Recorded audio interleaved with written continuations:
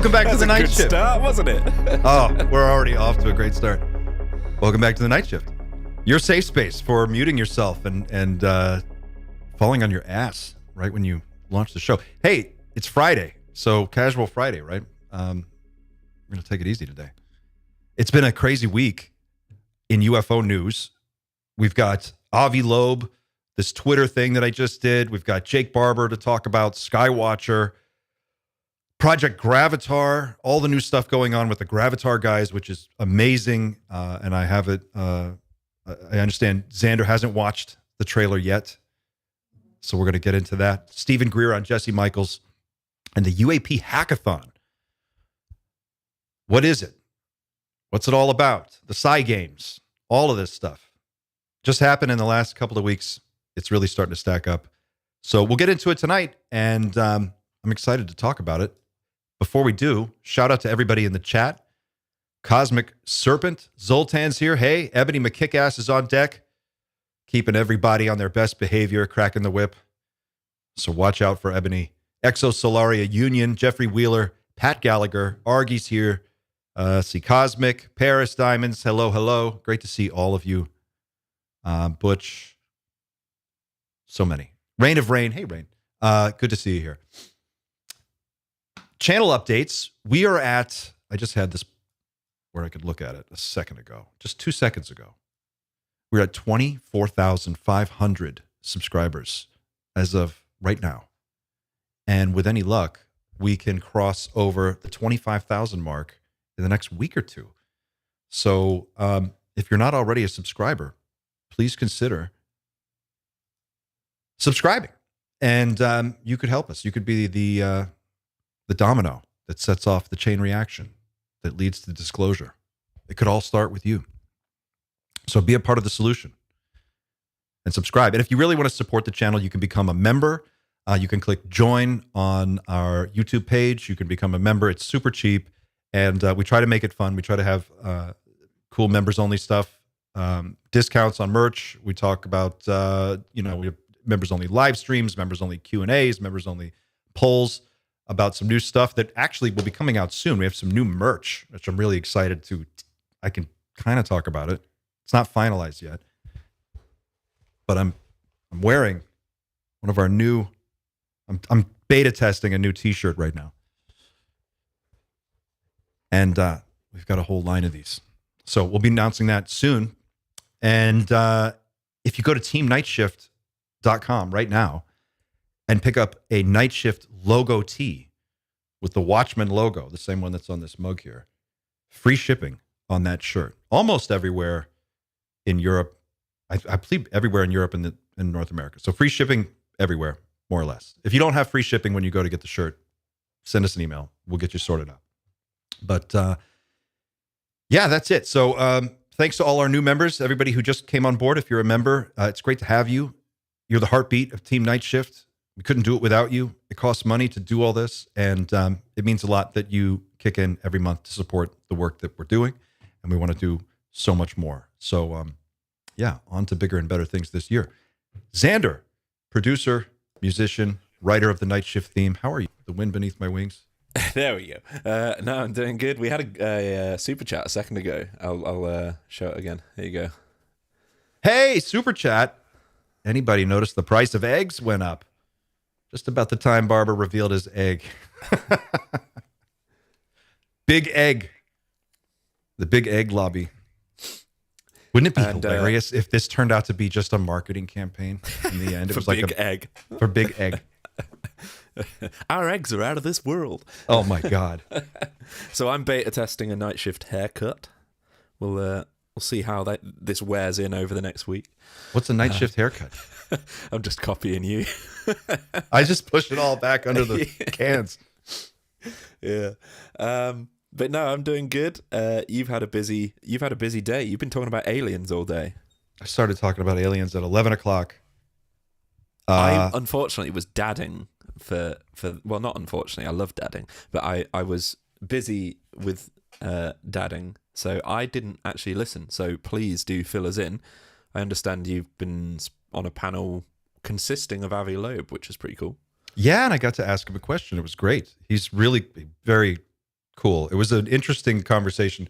It was myself, Reed Summers, who's been on the show before and who I hope will join us again very soon. Reed, if you're watching, I want to connect and get you back on. Who, by the way, knocked it out of the park in this thing. Just crushed it. Avi Loeb joined in the second half, and Vinny Adams from Disclosure Team was there. Jordan Crowder was there. It was a cool group, and it was the group that we were talking to is a crypto investing group. So it was kind of an audience of people who aren't really steeped in the UFO topic. So we were trying to feel out the conversation and decide like how to handle it. And it didn't take long before it just went all the way down the rabbit hole. And I feel like it just got super weird. But Avi was great. He came on.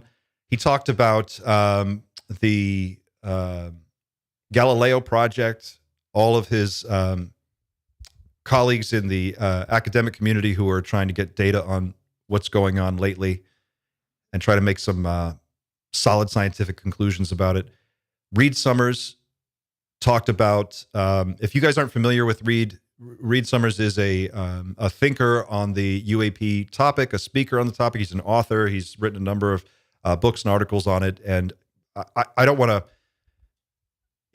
I don't want to try to sum up everything that he's about in one simple thing because it's probably too much to get in a brief soundbite. But Reed is very interested in the motivations behind the NHI intelligence, what it is that they're actually doing, and trying to make headway on understanding that so that we can formulate a response as a united humanity.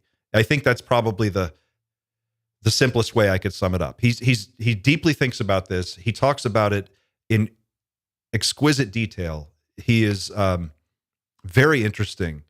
And he's one of the only people right now that I'm aware of that really is openly talking about the potential for negative outcomes in contact with these NHI and how that might shake out. So he was great. And it was just a lot of fun. Yeah. Was there a lot of talk about various ways of monetization with this? Obviously, it's impossible to have an X Spaces without at least 10 minutes talking about crypto. Yeah, it's all crypto. It's literally crypto bro zone, isn't it? But yeah, I mean, what? Surely we've talked at length about what happens to the monetary system when the proverbial shit hits the fan. So, what was said, if anything, about that aspect in relation to, everyone continuing to heavily invest in cryptos and things? They didn't really get into any finance stuff, at least as long as I was part of the call. I had to duck out a little early to prep for this. But my impression was that this group was really fresh to the UFO topic, and they seemed to be coming at it from a place of genuine curiosity and interest in how it's kind of become mainstream. And it is, I think this is just another instance of it becoming more mainstream as people are trying to find their way into it. They're looking for answers, and they're looking for someone to kind of stitch together the narrative or the story of what's going on. And I think that's what this was. It was an attempt to try and get a few people together and have an open conversation, an open forum.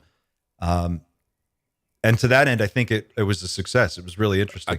I did pop on for a second, and I saw the numbers were good. So that's it's encouraging to at least see as well that the interest is coming from a genuine place, and rather than, okay, can we market this in any way and stuff. So that's good. It's a cultural thing. I think we're reaching that point where it's kind of crossing over and becoming a part of the zeitgeist in a new way. I don't imagine it will take long to make the switch. When people sort of, all you have to do is take one step back. We were talking about it just before we went live, but not in relation to finance, but we were talking about careers and things and how people hold so much importance in them. And we said all you need to do is take one step back, and then you realize actually it's probably not as important as I thought it was. So yeah, hopefully people will take the same approach when their financial systems collapse as a result of all of this. There are some great episodes of Star Trek that just deal with that question. Like what is my life worth? There was the one I love this episode of TNG where they find this cryo ship. It's out in space and they thaw out everybody inside, and it's all these people from the 1990s, of course. And it's like one guy is an investor. He's like a finance genius, billionaire guy. And he's like, I need to get my bank on the phone. I need to, surely my investments must be worth trillions by now. And they're like, yeah, your bank hasn't existed for 200 years and money's not a thing anymore. And he's like, well, what will I do? How will I survive? And like, you just kind of go do whatever you want. How does every other species on the planet survive? We've never been in that position. Times. Human beings are the smartest species on the planet, but we're the only species that pays to live on Earth. And we're constantly having a nervous breakdown about everything. Yeah, totally. But what we get out of that is a society that produces like AirPods. My AirPods went through the washer and the dryer and still work. That's technology. That's technology right there. I'm pretty proud that Hey, did you see I haven't got a video pulled up, but you're just talking about the state of technology, and Trump this last week alluded to us having well, not us, you over there across the pond. Me? You personally, yeah, having stuff, some sort of weaponry capability that is so really far advanced and stuff. I think he alluded to it being not nuclear weapons and effectively some sort of special weapon. I'm sure there'll be people in the comments that have seen this as well, but have you seen that? Who fucking knows with this guy? Honest to God, this guy is such a fucking wild card. Nobody fucking knows anymore. No one knows. Even the people who like Trump don't like him anymore. He is just a psychopath. It is like what is the thing? Who said it the other day? The comedian. He was like, it's like a horse loose in a hospital. No one knows which way it's going to go, but it's going to be messy before it gets better. Eventually, we'll probably be okay. But God, I don't know, man. This guy literally makes shit up every day. Really trying some stuff right now. He's really trying some stuff. He is. It's like letting a 7-year-old just go in and throw switches on the fucking most important shit in the world and just see what happens. And living here right now, everyone is on like edge because no one knows which way it's going to go. Even the people who supported Trump are watching their portfolios evaporate. They're watching their stock options completely go up in smoke. They're watching their retirement money vanish and vaporize. And people like my parents who are on Social Security are like, well, what the hell's going to happen next? Are they going to fire all the Social Security people? They're firing 10,000 IRS employees just before tax time. So when Trump comes on and he starts talking about UFO, this is where I have like a weirdness with the UFO community.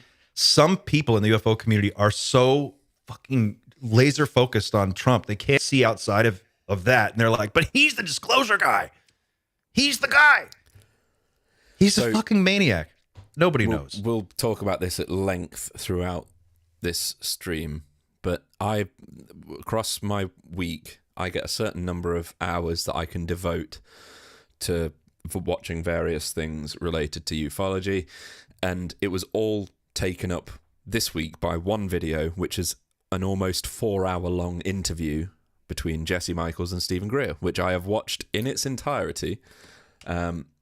I would recommend everybody else watch it, but he also talks about Trump being the disclosure president. I wish I had that pulled up. I don't have it to hand. But he does agree that whether or not this is Trump's top priority, he truly believes that Trump has to be the disclosure president simply because he's here for another 4 years. Like in 4 years, he doesn't expect there to be anything except total disclosure. I know we've heard that from Greer multiple times, but what does he base that on, though? He's basing it on the same sort of things that everyone is basing the predictions over the next 2 years on. Greer, over the last several, like at least probably the last decade, he's been saying, everything's just around the corner and everything. So if it was just him saying this, I'd probably kind of brush it off. But most people at the moment they're sort of indicating that this stuff's got to come out before like 2027.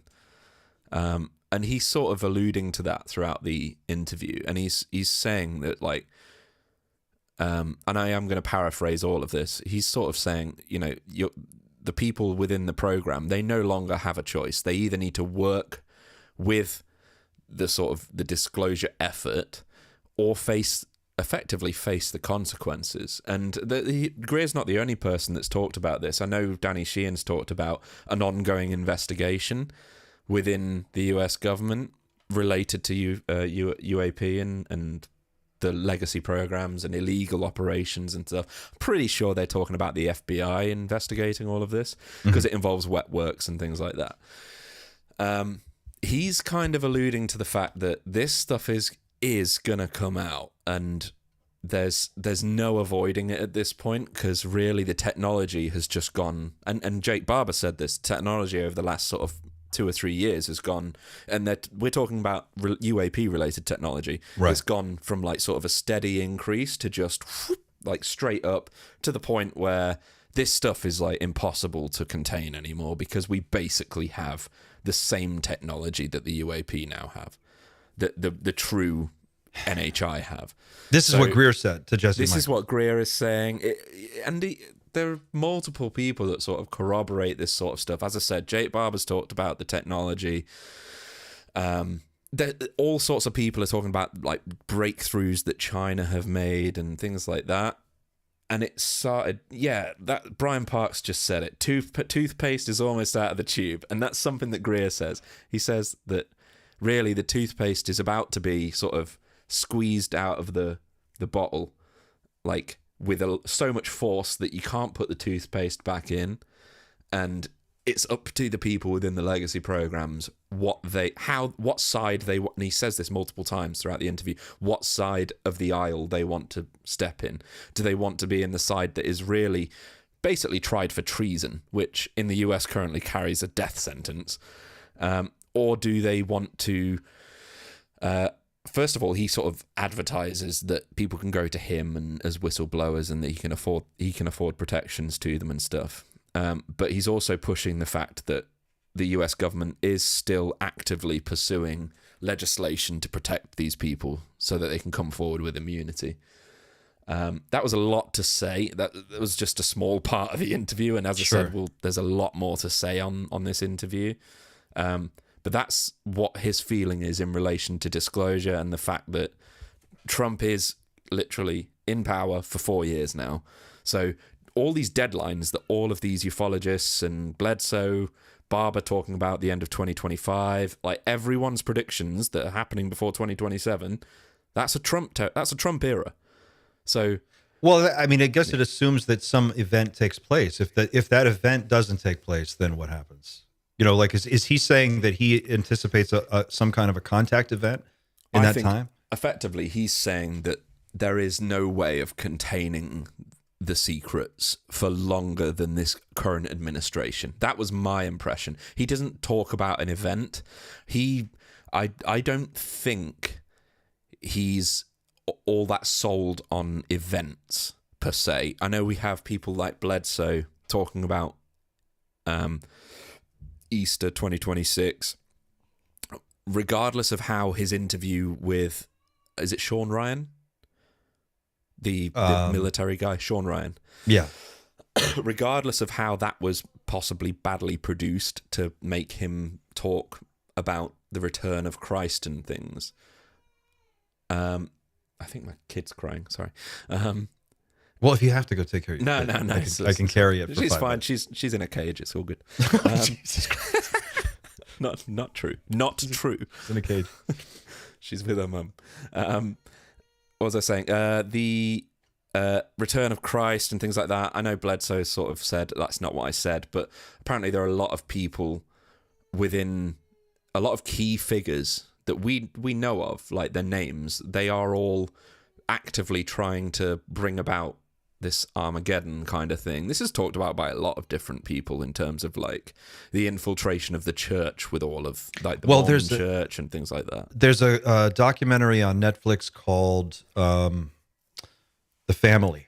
Yes, I've seen it. Yeah, and The Family talks about this super Christian fundamentalist group and they don't have like they have an organization and a club, but it's all sort of hush hush, and they sort of do it by like handshake and a wink and a nod, and they just pursue policies that achieve a certain agenda that aligns with their religious views. And I think, if I remember right, they looked at like the Book of Revelation like a script that they had to hit certain beats on. Yep. And if you could hit these beats, you would ensure that you were in the correct timeline, I guess. Yes. By just pulling it off. That now you're in the timeline where XYZ happens because you just did it. And therefore, this other chain of events would play out. But I don't know. I'm kind of having a moment where I'm stepping back and going, what is actually going on? This whole space just got super weird for me, and I don't know exactly how to go there. But I would say for 75 years, we've been hearing about flying discs, metallic, brushed aluminum, stainless steel, seamless flying discs, sometimes with windows, always moving in weird ways that defy physics.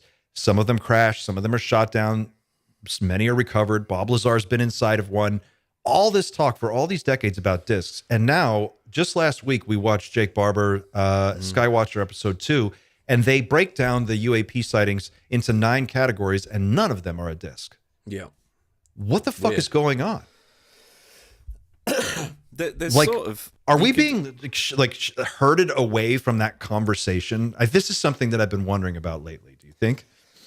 So, yeah, discs have obviously become less popular, and I guess it doesn't make complete logical sense.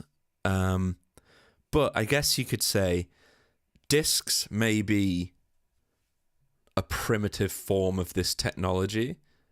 And that's why, we have the ARV, which are discs. We have, and they're more common, like, around the 50s and things when we first started making contact with UAP. And, they've sort of tapered off. And as I said, as the technology curve has reportedly gone, like, skyrocketed, maybe we've naturally moved away from discs. If what people like Greer are basically saying that the vast majority of the UAP that we observe in the sky are man-made, and if they're man-made and we no longer need things like the disc-shaped craft, then perhaps it's just a case of they're changing as a result of the technology changing, and maybe discs are still seen, but that man-made craft are no longer disc-shaped. And that would kind of explain why they're just not seen by... I'm sure they're still seen around the world, but, they're not seen... The orbs are everywhere right now. And I think that's... Yeah, it's every sign that I'm seeing is pointing to the fact that, if it's not a universal technology, then it's a terrestrial technology. And if we've gone beyond that terrestrial technology, of course we're going to see it less. Does that make sense? It does, but then there is a hole. There is a loophole, because we had to have got discs at some point from NHI, and it's like, okay, well, why didn't the NHI have orbs? It's full of holes. As recently as 1980, whatever, Bob Lazar claims he was inside the program working on the disc, and they didn't know. He says basically the state of knowledge, they could turn it on. They knew how to turn it on. They knew that there was a reactor. They understood in principle what was happening with the reactor, the element 115. He was able to describe quite a bit about how it worked, but it didn't sound like they had a complete mastery of the technology at that time. Absolutely. According to him.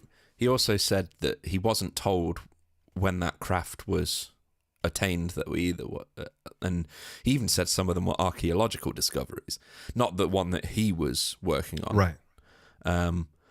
Well, David Grush said that they had the disc recovered in Magenta, Italy in 1933, which the Vatican helped pass over to the American government, which would have been immediately, I imagine, if we had our hands on it in 1933, then by the end of the war, all of the Project Operation Paperclip guys, at least some of them, would have been recruited to look at it. So there's got to be some weirdness there. It just seems like there's a history of these very specific type of craft that are no longer talked about. And when we're shown these, like, the Skywatcher thing is great and it's really well produced. I really liked it. I find it captivating. I'm into it. I'm here for it. I like their mission. I like their mission statement. I like their whole approach. I actually don't have anything against what they're doing. I have questions about what's going on behind it all, like the machinations making this all happen and what the information is that we're being allowed to know. But it seems like for the last 2-3 years, there's been a steady march away from solid craft with physical characteristics to this sort of like, well, are they or aren't they? You know, it's a ball of light, a ball of plasma, interdimensional beings. Maybe they, you know, it just seems very loose after we'd seemingly been making a lot of progress. So I don't know, man. I think something about it feels a little weird. Maybe it's a bit akin to when we first started using particle accelerators. We were looking for very specific things, but as soon as we, observed those high velocity collisions, we opened up this whole mess of crap that we didn't understand and still don't understand. We, by all accounts, we should have had this whole standard model, fixed at this point, solved. But the more it's like the more you know, the more questions you have. And I think this is probably the same case. I do think there's probably a much simpler explanation than we're being misled and directed away from flying saucers. I don't see a real need for them to get away from the shape of things. Maybe the technology is definitely important, but I don't care what shape it is. If it's going interstellar, I don't care what shape it is. So is your read on what Stephen Greer is saying, if I'm understanding you right, the way you're reading this is like he's suggesting that this stuff is not only ready for prime time, but someone's going to start displaying this technology soon, like whether it's us or the Chinese. Yeah, effectively they already are, and he's saying it's not new. Like he's saying like and he even said himself during his CE5 protocols, they can't be 100% when they're, I think they call it like some sort of mind technology, the same sort of spiel that Greer always says about connecting with these craft in whatever form they do.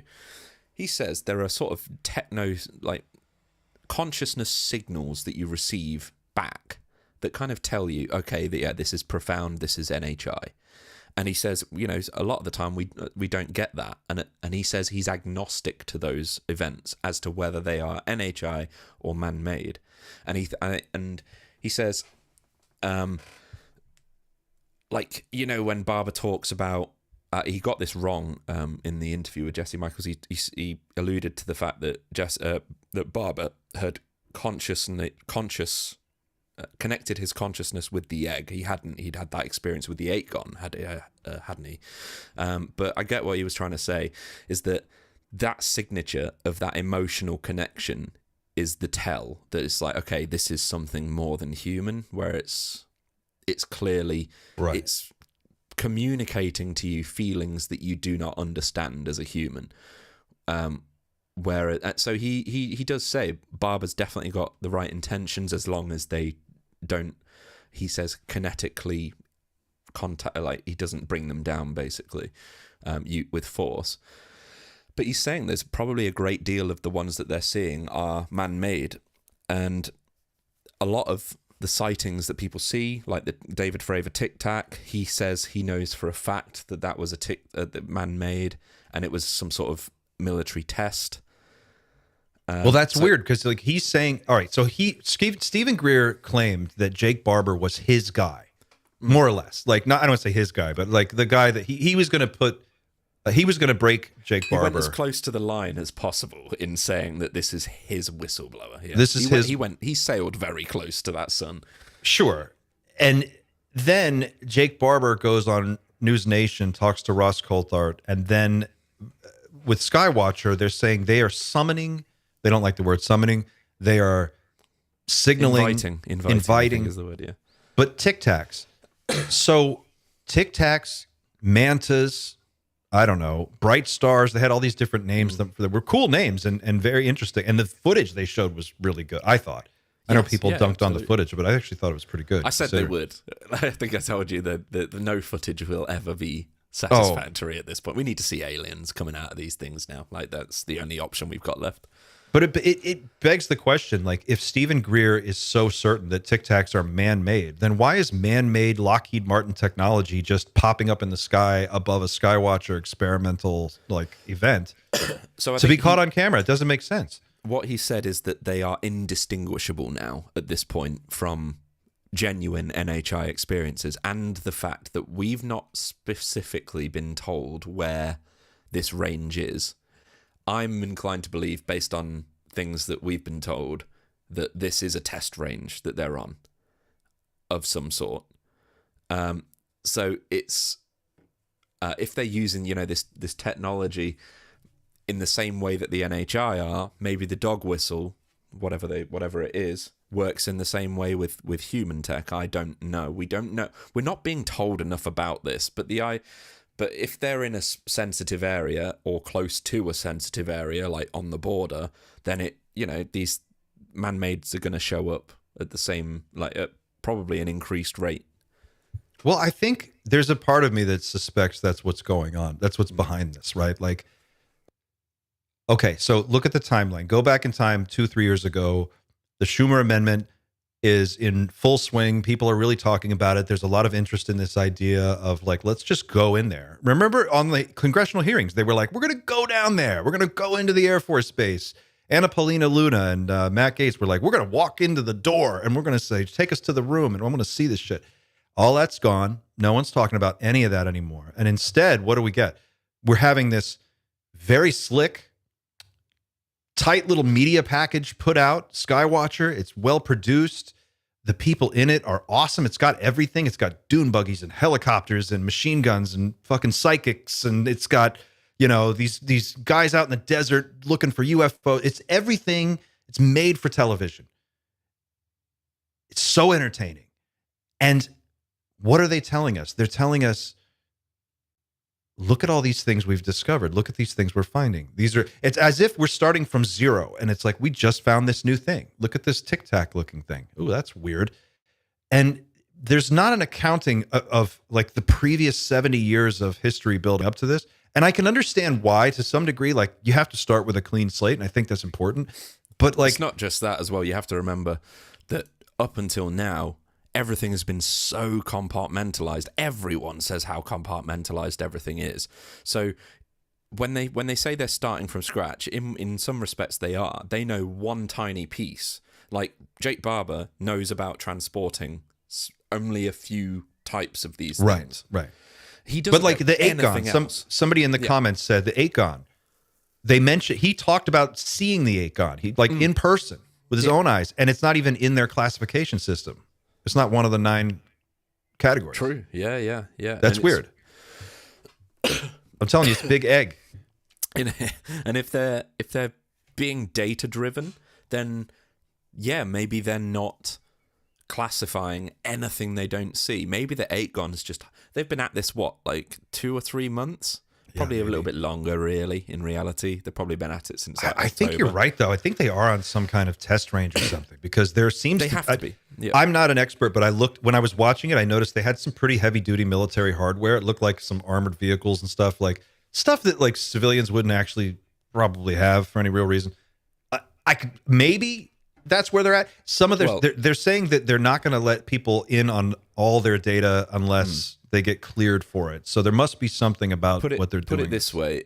Without the access to those sort of areas, what's the need for government involvement? When you've got financial backing that they don't necessarily, their operation isn't going to cost billions of dollars. You go to the government when you need billions. You go to, somebody like their current backer, I've forgotten his name, is Alex something. Clocus. You go to him when you need millions, and he's by all accounts, he's funding this thing. And I'm sure there are others funding it as well. You don't go to the government for money at this point. I think you're going to the government because you want access to space that they control. And that would be a test range. Yeah, but that makes sense. If they really are going to the government for advice and for possibly funding and just prior knowledge of things, or to advise the government as a show of good faith, that's fine. I'm sure they are at least sat on the edge of one of these. You can remember you used to be able to go up to the I can't remember the name of the mountain. There used to be a mountain that you could look down at Area 51 at. Freedom Ridge. That's the one. They used to go down with the telescopes and watch people move boxes around. They didn't get to see a lot, but maybe they're in a space like that and they don't want to tell people where they are, because the moment they tell people where they are, the moment that land gets seized. So who knows? But possibly they are definitely. I think they're observing restricted airspace. I suspect that if you wanted to have a limited disclosure and you wanted to release some information without giving up the whole basket of goodies that you've reverse engineered for the last 50, 60 years, how do you get people to know about non-human intelligence, all the different types? How would you get that information out? You would do what these guys are doing. You would literally just build this team of all these people are in the program. Every one of them is connected to some intelligence program, intelligence agency, some military program. Their fingerprints are all over it. The guys behind it are all Wall Street, cryptocurrency guys, Wall Street guys, venture capitalists. There's probably a ton of overlap with the CIA. Who knows? But you would just do this. You would put together a show and you would do it in front of everybody. And then you could have limited disclosure, and you're getting everyone focused on the new stuff. They're not looking back. They're not looking at who broke what law, who should go to jail. You're exactly right. Exactly right. Because if I was in control of this whole process, I was panicking, knowing for a fact that there is no way in the next 5 years that this technology and information doesn't leak to the point where basically everyone demands the truth, I would be looking at ways to get this information out in a way that basically nobody at any point says, okay, well, who else knew about this? If Skywatcher came out tomorrow and said, we've managed to make ask one to land, and it landed, and a being got out, I think the vast majority of people would be like, okay, great, this is the first time we've ever spoken to NHI. And no one would question it. And I think obviously that would be wrong, because I believe that the powers that have previously been in control of all of this stuff have, downed craft before. And I don't think the vast majority of people would ask that question if they were shown a video of a craft being invited to land and it landed and, an alien got out. To build on your point, something that Avi Loeb said today in the X Spaces event, and I thought it was so smart. I don't know if anybody's covered this yet with him or with Jake Barber, but he said, I think he was referring to Chris Bledsoe. I could be wrong, but he was answering a question about psionics and if you could summon a craft, psionically. And Avi's not hot on that idea, I think it's safe to say. But he did say, I am in charge of the Galileo project. If someone can summon UAPs, then guess what? I have the team. I have the observatories. We were building 3 more observatories. We have all the technical expertise. Come do it. And I would love to see it. And I was like, well, there you go. Avi Loeb, Jake Barber, Skywatcher, team up. That would put a lot to rest. Like if it just seems like there are just some obvious ways to answer a lot of these questions here. Has it occurred to you ever that it might be, or do you ever give any thought to this idea of, we talked a little bit about Blue Beam a few months ago, that maybe this could be an attempt to sort of set up a display of like fake craft. Like you do what they're doing, right? You send these guys out in the desert, you set up your observations, you turn on whatever you call the dog whistle, and then you wait. And meanwhile, someone over at another location switches on the hologram projector, sends up a big thing that looks like a manta ray in the sky or a tumbling tic tac or whatever, And I then don't on the even ground, think they would need that now. By all accounts, they would just send up genuine man-made UAP and demonstrate in that way. But yeah, carry on. I just wonder what the end game, let's assume that Jake Barber succeeds, the Skywatcher team succeeds. They document all these craft, they gather data on them, and then eventually at some point in the undetermined near future, they're able to make direct contact and get a craft to approach and then possibly land. What happens next? Who goes? Does someone walk up to the craft? Do they claim it? What do we know if there's anything inside? What if it doesn't leave? It just lands there. Who owns it? I want to know. Is it something that was? I don't think Lockheed is going to send out a Tic Tac and park one in the desert. So it must be actual NHI. That's the thing. That's probably why I wouldn't subscribe to the idea that Jake Barber would be part of what anyone would call Bluebeam, even though it's probably not called Bluebeam. But let's just, for sake of conversation, call it Bluebeam. Yeah. Yes, I don't think. I don't think that's the way to start the whole Bluebeam threat narrative, because if they've invited something to land and it comes and lands, then that's a peaceful communication. I think it's much more likely that NHI will be observed, let's say, not like intentionally not revealing themselves, because if somebody's hiding in the shadows, you're instantly thinking, okay, that's a threat. Like if you're walking past an alleyway and you see a dark figure, you're thinking, okay, I'm not going near that person. That person's a threat. And I think, it's pure coincidence now that we've mentioned it, but I think the mechanism, and I hope as a result of me saying this out loud, they don't change this mechanism, because I'd love to be proven right about this. There was a program mentioned by Danny Sheehan 7 months ago, called Golden Dome. That's the one. And it was mentioned 6 months ago by Danny Sheehan. It was alluded to heavily by Luis Elizondo. I think he was talking to Christina Gomez, actually, at the time. But Sheehan talks about this program 8 months. I don't know specifically. Let's say it was long before it was officially announced.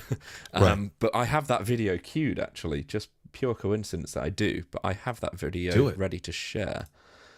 Just bear with me 1 second. And it's weird that I mentioned it to you before we went live, because I'm not interested in US defense capabilities. So when Trump mentioned this in January, I didn't even notice it. And it's been talked about in the last day or two, this Golden Dome capability, which is why it's come to my attention. But I'm sure loads of people have heard of it. But let's see if I can share this. Oh, sorry. Just bear with me a second. This is it. So if I go back to this, apologies, it's a small video. This is taken from X. So, well, no, but I do know this. I do know that the Central Intelligence Agency itself has a center that nobody knew about, and actually most other people don't know about now. That was able to detect UFOs flying around, even when they're fully masked. Even when they're not visible at all, and when they don't show up on any radar. That there is a technology that has been developed.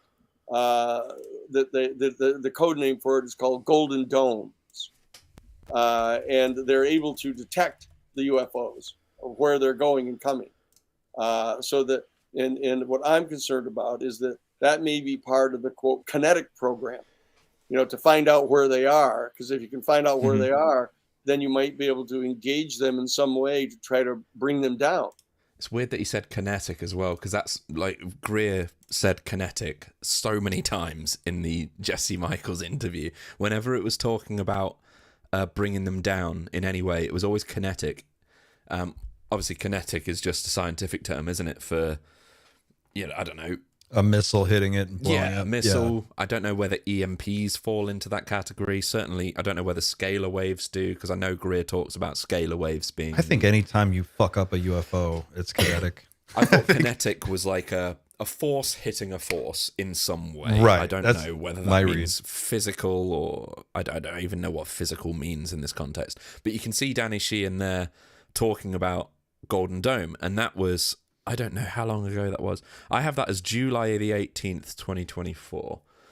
And I don't know whether there's a timestamp.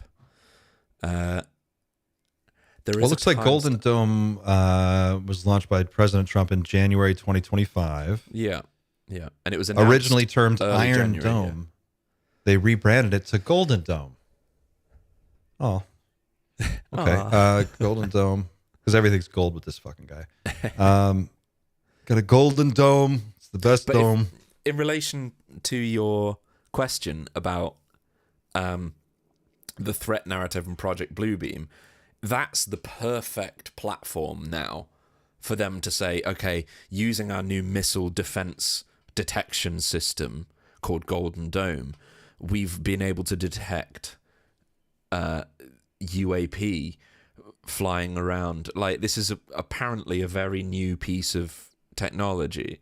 So that for me seems okay, that if I was to push Bluebeam and the narrative of an alien threat, Golden Dome is the way to do it. Well, it seems like there would be a lot. Yeah, there would be definitely a lot of overlap, right? Like if you could track warheads on reentry or hypersonic weapons, I'm sure that same technology has applications for tracking UAP for sure. I mean, as Sheehan said, this is alluding to this technology being able to pick up UAP that are not appearing on radar and they don't have a thermal signature. So I don't know. I have no idea how that portion. I'm no tech expert. Well, this is so again. This an interesting question comes from all this.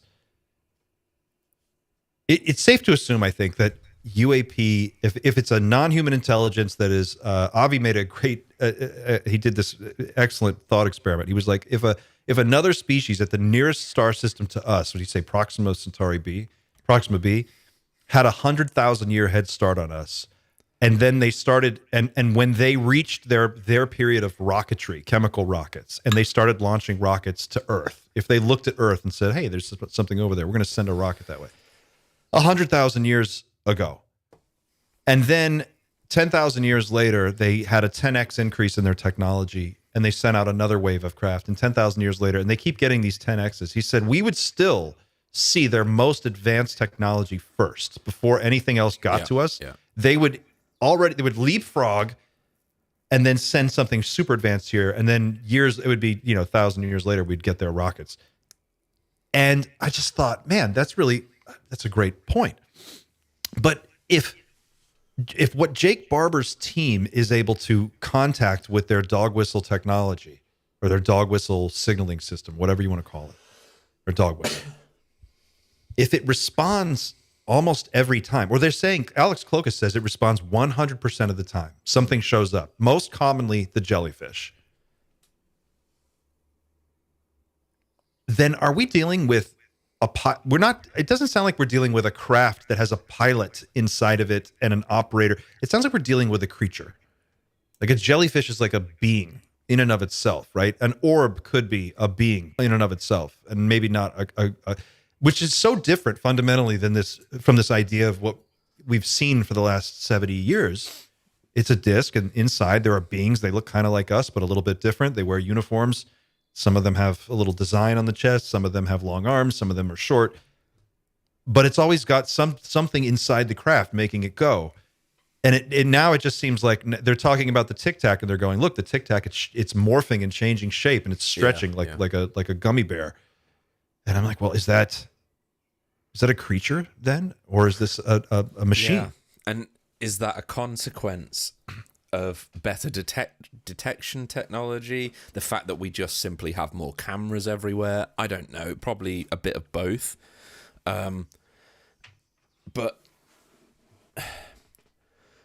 we're constantly, our scientific community is actively studying, things like bacteria. Can we edit bacteria to basically work for the immune system instead of against it? That's essentially what antibiotics are. So perhaps it's organic, but as a result of technological advancement. That's the other side of it. Perhaps it's a drone, but it's a living drone in some way. And that's not a new idea by any stretch. But yes, that's why the idea that, flying saucers have slowly disappeared over time doesn't quite make sense, because you'd think if the first thing to come here was a flying saucer, then it may as well have been an orb, because if it was sent by an interstellar, even the closest star system, then the more advanced stuff would get here first. It just doesn't make sense to me that over the span of 75 years, that like all of the beings that flew discs suddenly got better technology, and now they're not flying discs anymore. They're flying, or it just doesn't make sense. It seems more likely to me that it's like this is a controlled adjustment of the topic, like from on high. They're reframing the issue. They're going, look, we're going to talk about some of this stuff. We can reveal the presence of non-human intelligences, but only this group over here, the kind that will respond to the dog whistle. All the other stuff, that's under lock and key. I mean, we know that this stuff is real. It exists in a building somewhere, or many buildings. Another angle. Sorry to interrupt, but another angle could potentially be, somebody sent a flying saucer here in the early 40s, 47, sorry, or whatever. Or was it 33 was magenta? 33 was magenta. And then there's some that say late 1800s there was another one. Yeah, exactly. Yeah, Texas another one. Perhaps it's a case of they were sent here, they were downed for whatever reason, but possibly because of our testing of nuclear weapons. It seems strange that happened basically within Roswell and Trinity happened basically within like a week or two of each other. I can't remember. Maybe the people that sent those here were like, oh, okay, they didn't come back, so fuck that. But now we have the discs and we can use that technology. But since then, we've used that technology to also be able to down more advanced technologies. So I'm clutching at straws as much as everybody else is. Maybe Earth is like a zoo. It's like Jurassic Park, and they just sent in, the guy to go check on the dinosaurs, and then he got eaten by the dinosaurs, and now they're like, let's send the more advanced stuff in so that doesn't happen again. I mean, it's kind of scary to think about, but I think that's the real problem. We don't know what we don't know. There's no accounting of we have enough rumors to feel pretty confident that there's an extensive program that's got thousands of people working for it, and they've made progress. I mean, if you believe Bob Lazar, they can turn this shit on. They can fly them around S4. He used to go out and watch these test flights. And supposedly, according to some other people, like I want to say Mark McCandlish, I don't know if this was a Mark McCandlish quote, but it was either him or it was Michael Schratt. But they've taken the propulsion system out of one type of craft and transplanted it into another. If you believe Stephen Greer, we've got complete working knowledge of the technology, and we've gone back engineered. We've got it all down to we're doing everything art that form. They're doing, apparently. Yeah. So it's like they can't all. Well, maybe they can all be true. Maybe it can all be true. I think as we're probably overcomplicating the solution to Totally. all of it. We definitely are, and there's probably just a really simple, diplomatic reason for why flying saucers have disappeared. Like maybe we said don't put that shit in our airspace. I don't know. The technology itself is without a doubt the most important aspect of all of this.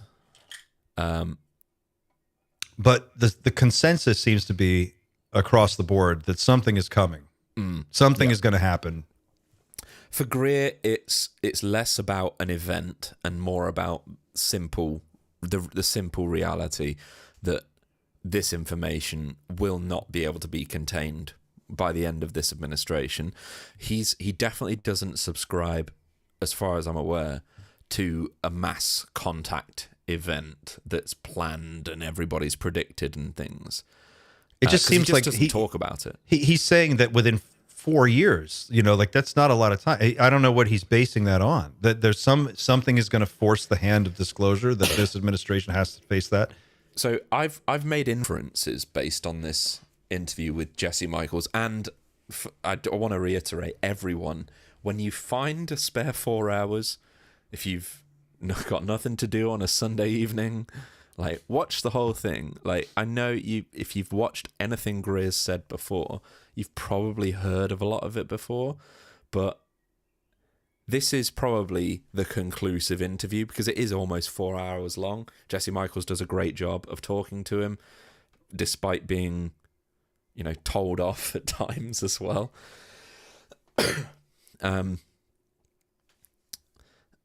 What was I saying?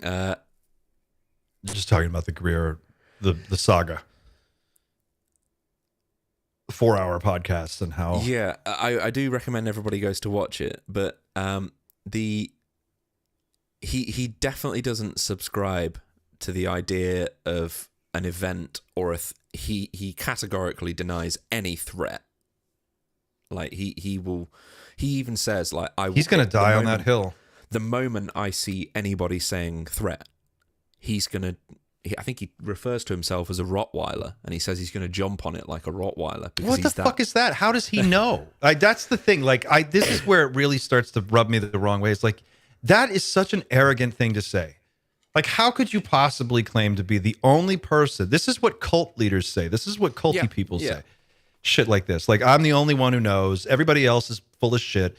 And it really bothers me that when you go to Stephen Greer's website, the very first thing that pops up is a goddamn pop-up window that's like, don't trust anybody who says negative shit about Stephen Greer. He's a coordinated op to take me out. Whatever, dude. Not to dunk on Greer, but like, it's just, that's my reflex. It's like, well, where are you getting that, man? No threat. You don't know what we're dealing with any more than anyone else does. And if you do, then let's see some more substantive proof. That's where he needs to deliver more than anything, in my opinion. Like, I agree with his logic. The fact that if there was any hostility heading our way, it would already have happened and it would be over in an instant. I agree with that conclusion that he has 100%. But yes, I believe as a result, if he wants to talk about, peace and love and bringing humanity into a new paradigm, he has, incredible, by all accounts, incredible C5 experiences. Right. And then they're surely, and this is what Skywatcher is essentially trying to do, there has got to be a way of documenting this in a better way. And this, you know what? The same goes for Bledsoe, in my opinion. Like, well, he's on record now. We're gonna find out next year with Chris. Yes, but for the time being, we have to be satisfied with these grainy videos of nothing, like essentially nothing conclusive. Well, if you're talking about Skywatcher in particular, about everyone that claims to be able to invite or summon, whatever you want to say. Well, look, I'm with Avi Loeb on this. Like, if you've got a dog whistle that is a piece, if there's a box and you flip a switch and it goes, and then a fucking UAP shows up. What was that noise? Like whatever sound it makes. Go team up with Avi Loeb and like, let's settle this thing. We've got the best minds at Harvard ready to look at this problem and answer it. It just seems like a slam dunk. I'm curious if anybody will bring that up. But I was excited that he mentioned it today. I think if it is a controlled disclosure that is intentionally being orchestrated from behind the scenes by a pro-disclosure faction. Okay, so assume, just going with this notion for a second, gaming this out. If there were a group of people within the legacy program that had full understanding of the level to which we had reverse engineered this technology, and if that group knew that the private sector eventually was going to get their hands on this technology and they wanted to get a head start, you want to roll it out, but you can't disclose everything. So let's assume that maybe Skywatcher is some kind of a controlled disclosure plan. It would make sense to me that for maximum drama, if you were going to drag it out, eventually one of these craft will start to signal back. And it won't, they'll tease it out. In other words, they won't have the craft just land. It'll send a signal back. And then Gary Nolan will go on and he'll be like, oh my God, we'll get the signal. And then we're all looking at it, and then it's going to be like, all eyes will turn to Skywatcher. The news, everybody will cover it. It'll become the issue. And then it'll be like, well, what did it say? What did it say? And it'll start to go like that. And then eventually, maybe 10 years later after that, we would get a craft comes down and hovers a mile away. And they just see it on camera from a mile away. And then it disappears. And then we baby step our way into, okay, an egg lands. And there's nothing inside. I'm probably months behind this idea, possibly even years, but maybe there's more than... I always, up until literally about 20 seconds ago, when you kind of triggered this thought in me, I always thought there was the people that want disclosure and the people that don't want disclosure. So there's two sides. Maybe there's like 3 or 4 sides to this. Maybe there's the people that really want to keep this secret because of, the whole industrial petrochemical society that we have, dependent on fossil fuels and things. Then you have the faction that doesn't want to keep it secret, but wants to effectively bring about things like Armageddon. So that would be, the fundamentalist Christians. And then you have the side that wants disclosure, but wants to be able to monetize it as much as humanly possible before that. And that would be the people that are funding things like Skywatcher, possibly, or for example. And then you have the true disclosure advocates that just want the truth, the whole truth, and nothing but the truth. Greer puts himself in this category. I personally put myself in this category.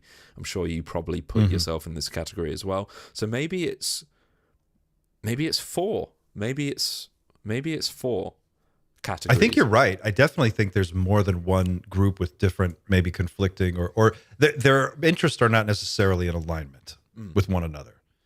That's not necessarily a bad thing. But in other words, they seem to all be working towards the same outcome, but for different reasons or motivations, and that's, I don't think, is a bad thing. But I mean, the most simple, straightforward, like if I'm looking at it and I'm applying Occam's razor, people in the know want to cash in, or they want to cash out. Either way, they want to make some money, or cash out without being sentenced to death for treason, which is also a possibility. Yeah, maybe, that's not gonna happen. A lot of people, maybe the people in charge want to get out without throwing themselves under the bus. And there's another. It's possible that enough civilians just start doing it. This is a good time to talk about the UAP hackathon, which we teased it in the beginning of the show. This is brand new. I just found out about this on Danny Sheehan's mailing list this morning. He put out this email. Let me see if I can share my screen. Oh, yeah, I can share. Don't worry. You got it? I think so. Is it the tweet from New Paradigm Institute? There's a website. It's called sf-uap.com. If you send it in a private chat to me. Here we go. I've got it right here. Let me do this. Share. Yeah. All right. This just, as far as I know, just dropped. I mean, maybe there's earlier information on this, but it looks like it just dropped. Danny Sheehan tweeted about this. It was in his email. If you're on his mailing list, you should be if you're not. But if you are, you saw this already this morning. The UAP hackathon, San Francisco, building for a world with non-human intelligence, April 18th. This is next week. through the 20th on the USS Hornet. At SFUAP, we are fostering a community of technologies, engineers, entrepreneurs, researchers who are interested in building for a world filled with NHI. And then it's a bunch of quotes. Here's all the favorites. Your most existential hackathon yet. This is it. Your chance to help humanity analyze, prove, or falsify myriad UAP data. I don't know. I've never participated in a hackathon, but they've got materials science, biologics, psionics, propulsion. So are they going to literally just analyze a bunch of data? They're not going to actively try and hack anything. I don't know. On-chain UAP detection and truth management? I have absolutely no idea what Truth that means. management sounds interesting. Let's I keep going. want to work in truth management, really. Hey, look at who the judges are. Speakers and judges. There's our Peter Thiel connection. Tim Gallaudet. Wow. Okay, more to be announced. Day 1, meet and learn from the most prominent researchers and experiencers in the field at the VIP reception at a secret location. Ooh. Day 2, enjoy breakfast as you learn about the ambitions of the hackathon, the data and resources for each mission we've curated. Form groups to tackle these grand missions or bring your own relevant mission to the table. I'm struggling with this. I've got to be honest. Like, what are they trying to achieve here? Present Is your this most a test? Some sort of test? Well, who's sponsoring? Neurosity, Entangled, Founders Inc. Deep Prasad is the team, and Ma. I don't know how to pronounce this name, so I'm not going to try and butcher it, but awesome picture. She looks like a Jedi Master. This is the team. So Deep Prasad, he had a interview, I think it was on Theories of Everything a while back. He had an interesting UAP experience. That's come hack with us. SFUAP. So are they gonna hack things? I don't. Maybe you know more than I do, but I don't understand what they're going to be. What participants will be doing. Oh snap! This says. I clicked on Truth Management. It says Humanity Soft Landing. Developing an open source decentralized UAP acquisitions program.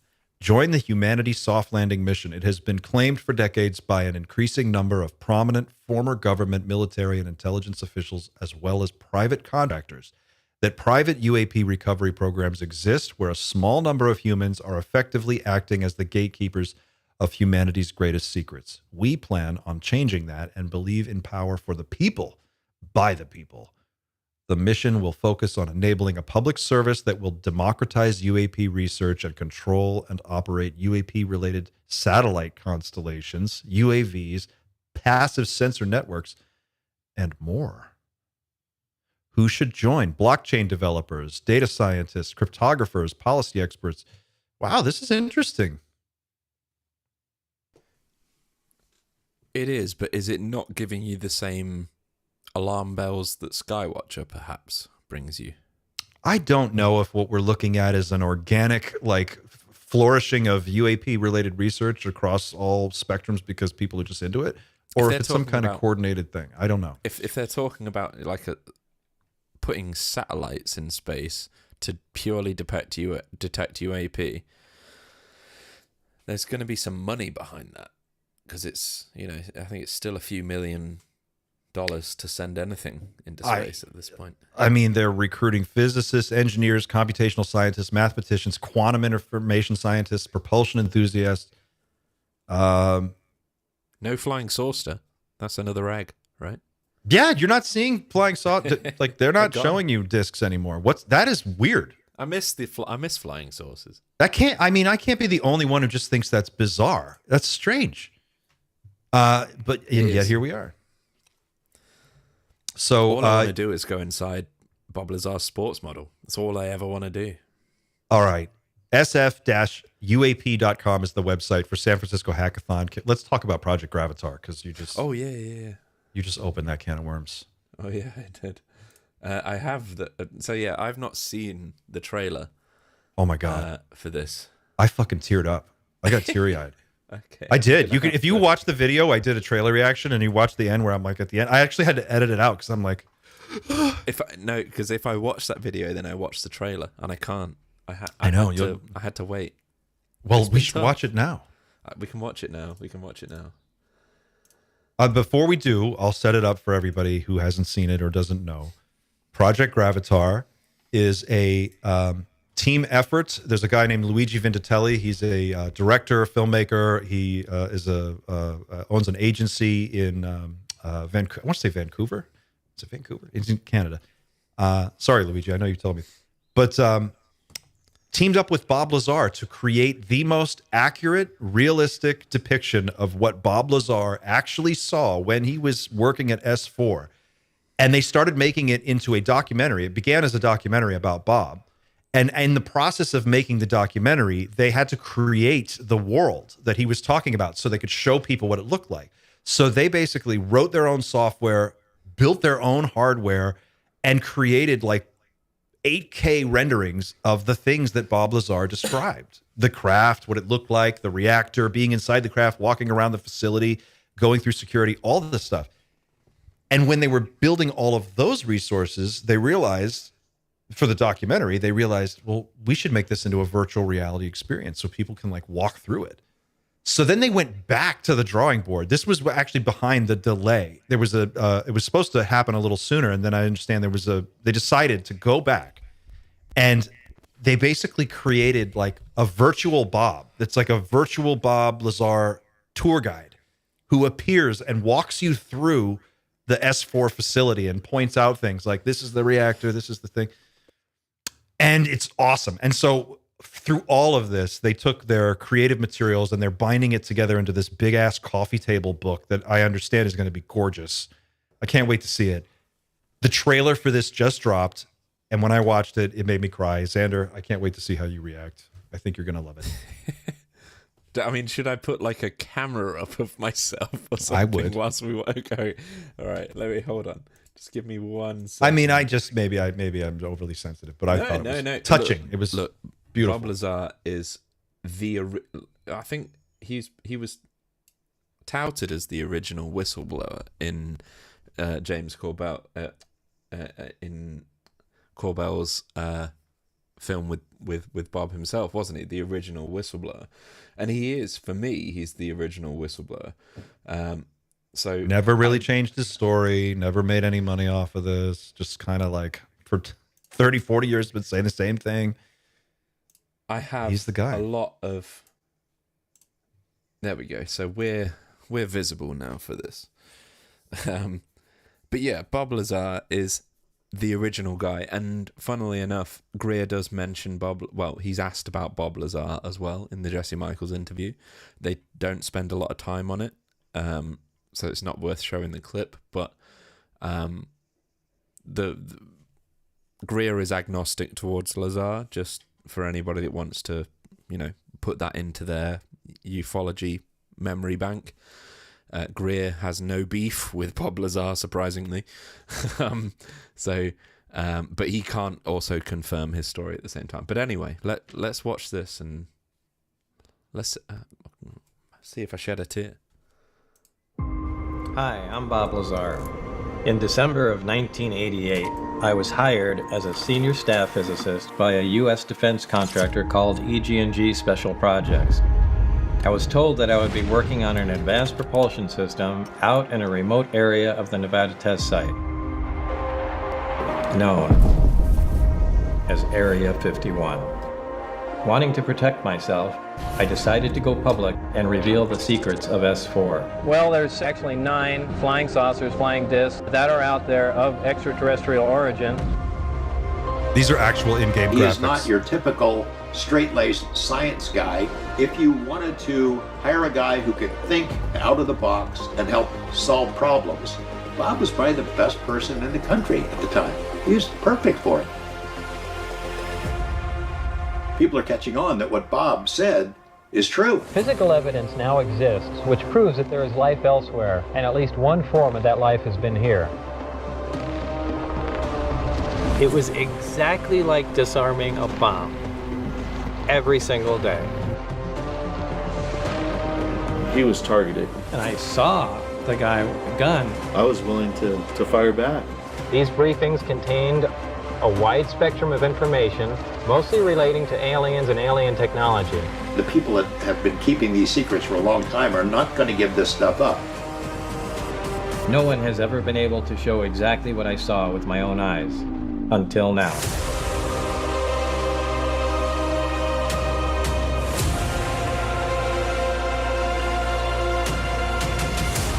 The information we're getting now is going to come to an end. The slightest wrong move could release a tremendous amount of energy. To start up the reactor, of course, we need some element 115. But he had a piece of it, and I don't care whether people believe it or not. Actually went up in the air like this. Be here and suddenly be here. We don't know where they came from. This is my husband, Bob. He didn't believe in flying saucers. OSAP becomes ATIP.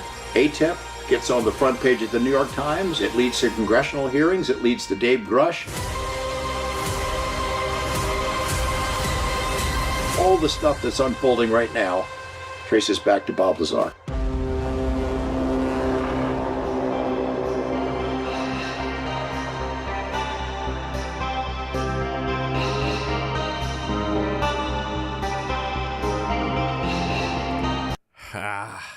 Oh. It's so good. Okay, but wait. Before you go, Okay, yeah. all right. Wait. What's your reaction? What's your hot take, real quick? He's the guy, man. It's the fucking man. He is the guy. Like that's like the main takeaway is that he's the guy. Like is 2025 the year that Bob Lazar finally returns? You would hope so. Based on something like this, you would hope that okay, he's clearly decided to just spill the beans on everything.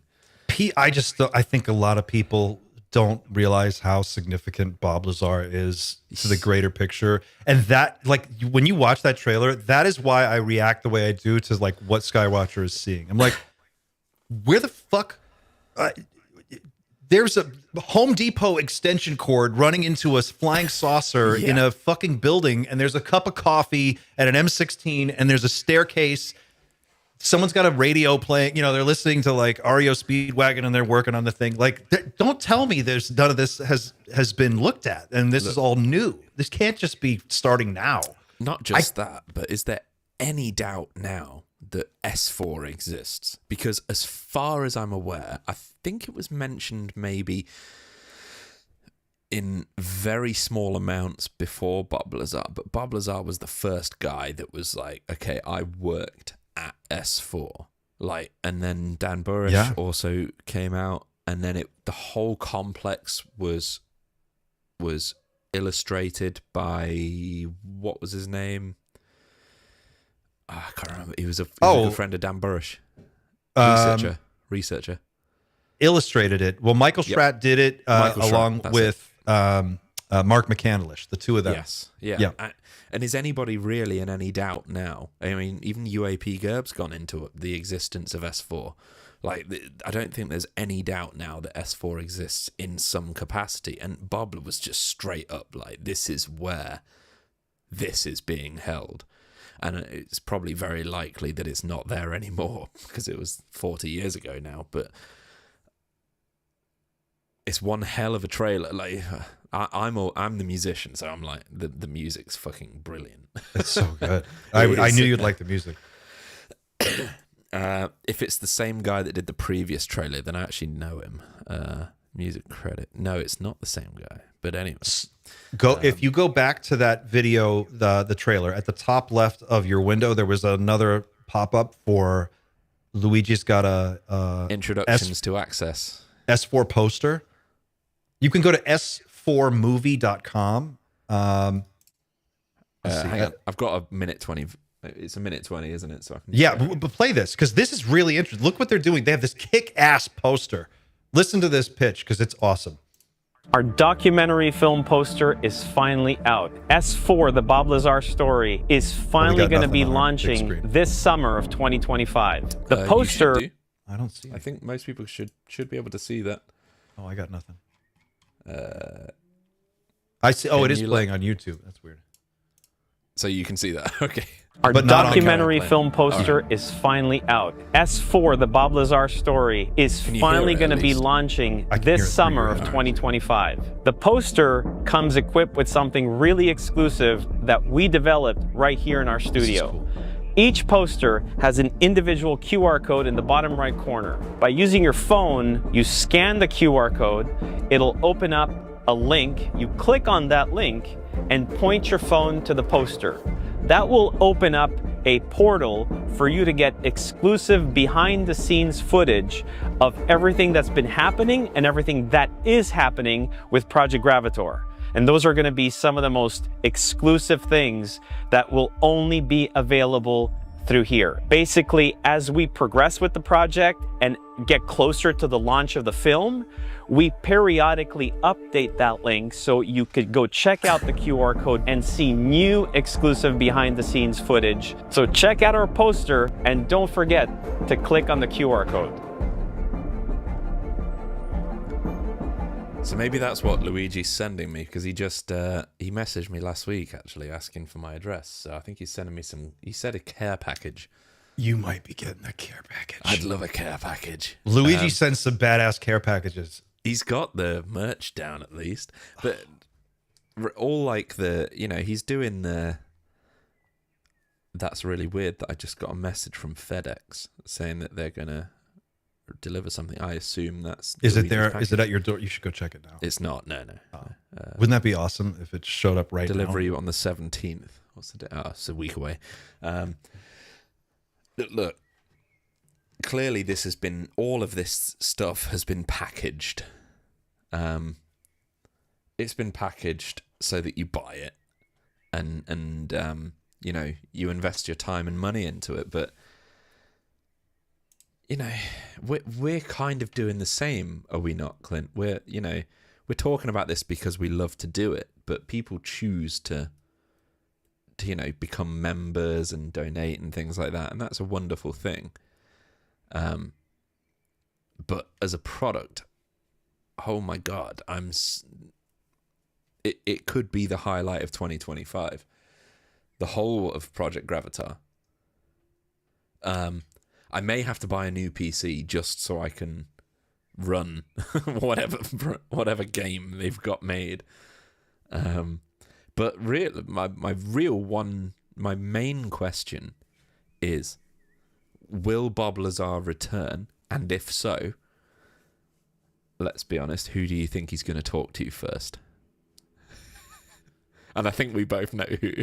Oh, well, yeah. I mean, he's going to be he's going to be on Rogan for sure, talking about all this stuff. And you know, next year we've got Steven Spielberg's movie coming out in, I think it's 26. Was it 2026?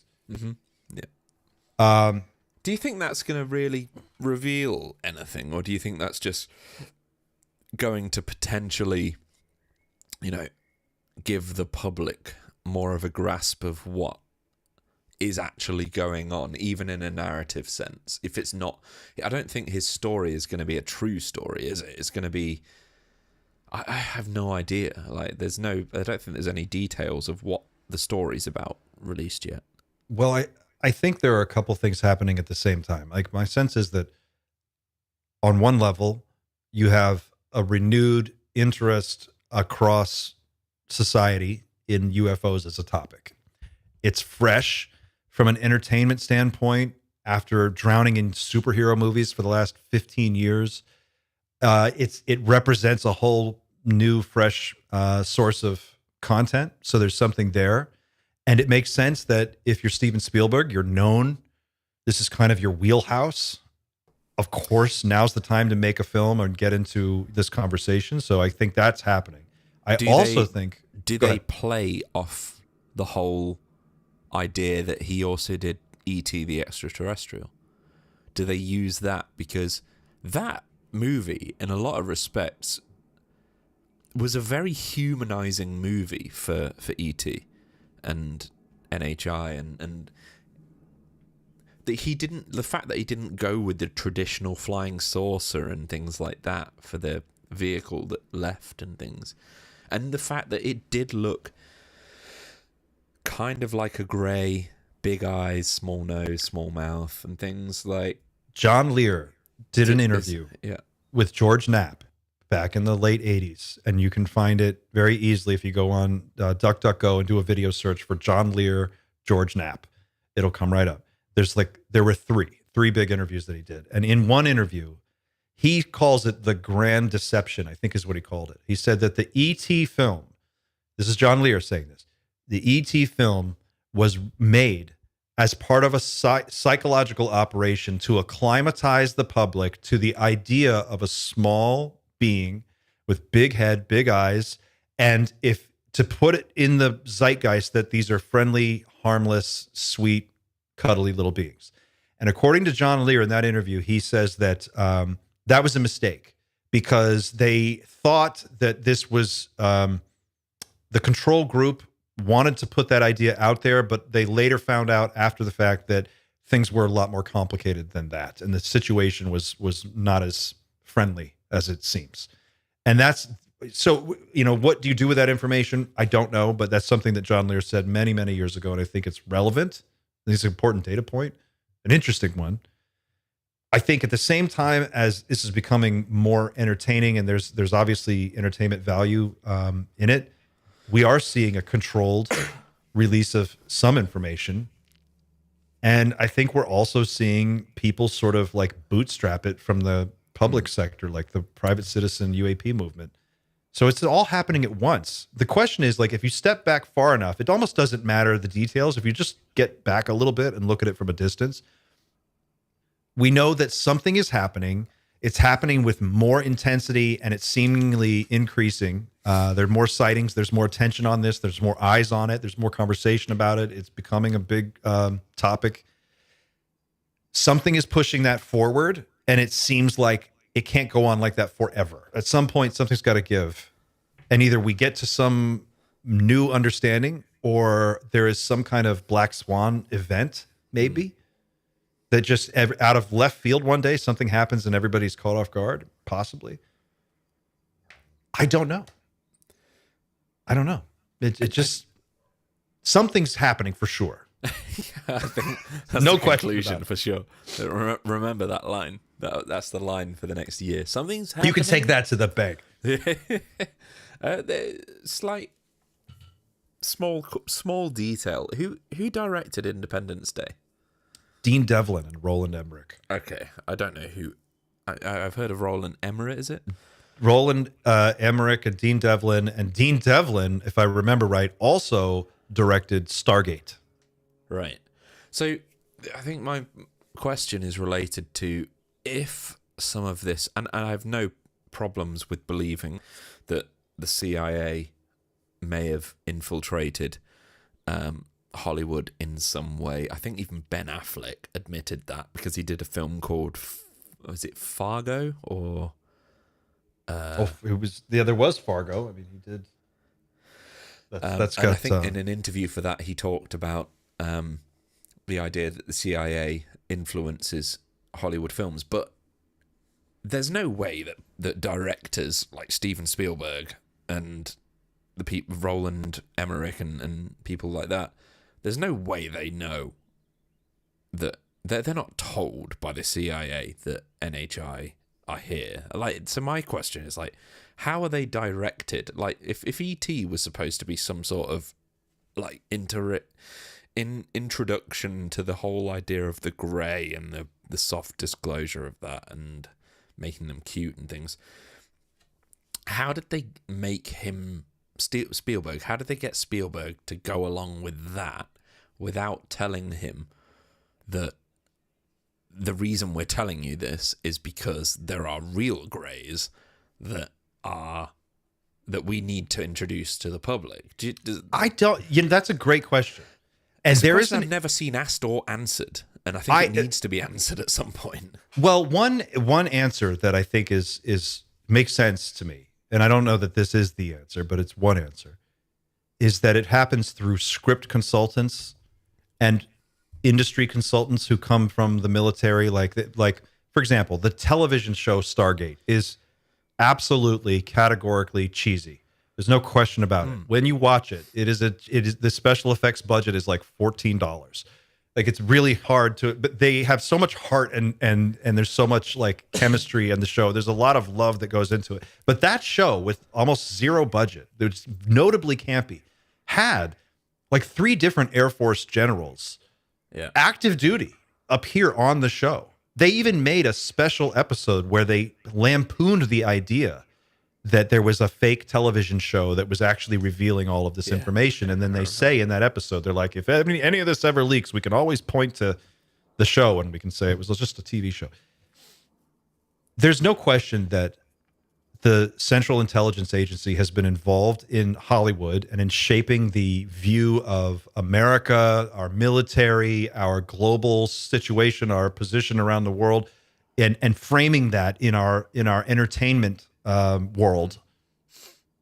It was Argo, by the way, not Fargo. Argo. It was Argo. Yeah, Argo was the spy one. Yeah, about the.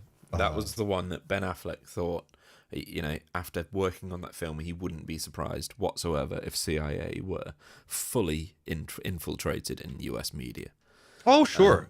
It's a famous, a big famous one was that Anderson Cooper, the CNN talking head, Anderson Cooper, was going to join the CIA, almost joined the CIA, and then decided to get into journalism instead. Okay, of course he did. Yeah, that makes sense. A lot of these guys, like I can't say for sure, but Matthew Pines, like a lot of the Skywatcher team, like take your pick of these guys. If you look at Alex Klokas, who's funding the Skywatcher organization, he is part of what is it called? The SALT conference. The SALT conference is actually tied into a Dubai-based group that is like, if you look at down the Wikipedia rabbit hole on this group, it goes into Dubai, gigantic billionaire business interests. It sort of all blurs together. And at a certain point, you have to assume that some percentage of these people are like intelligence guy. I mean, it just doesn't seem like it could be any other way. Look at their haircuts. Look at their haircuts. Look at the way they're all put together. I don't know. Speaking of, I think you just mentioned Peter Thiel. Greer also mentioned Peter Thiel in Jesse Michaels' interview, who we all know has a connection directly to Peter Thiel. I can share that video. Let's see it. Just bear with me a second. And it is only, I will caveat that it is only a passing kind of thing. They don't get into it or anything like that. So if you're expecting drama, it's not going to happen. In essence, because I don't want to play the full clip because it'd be too long. But in essence, Greer is talking about private investment in this sort of technology, and the idea that if you choose not to open source it, then you're basically opening yourself up to being killed. So I will play it if I can get this to work. Here we go. Is it? Yeah. But yeah, he starts off talking about somebody else that funded like a private enterprise to sort of like try and patent this sort of technology and how they all ended up dead, and then he talks about, I think, Bigelow and people like that. So yeah. Let's watch it. I really think what Bigelow wanted to do, and I remember meeting with him privately after the Rockefeller meeting, is that he wanted to get on the inside of the tech and what was really going on with the intelligence community, because he was a Las Vegas billionaire. Mm-hmm. He was an heir to a real estate fortune. in Vegas. And budget suites, right? And all that. Yeah. So he had the money. So he didn't need the money, but he wanted the access. So they find what your soft spot is. Where's your soft underbelly? Some people, they just want to get rich. Some people, they just want to get in a position of power. Some people, if they're already rich and powerful, they want to get on the inside of this big secret.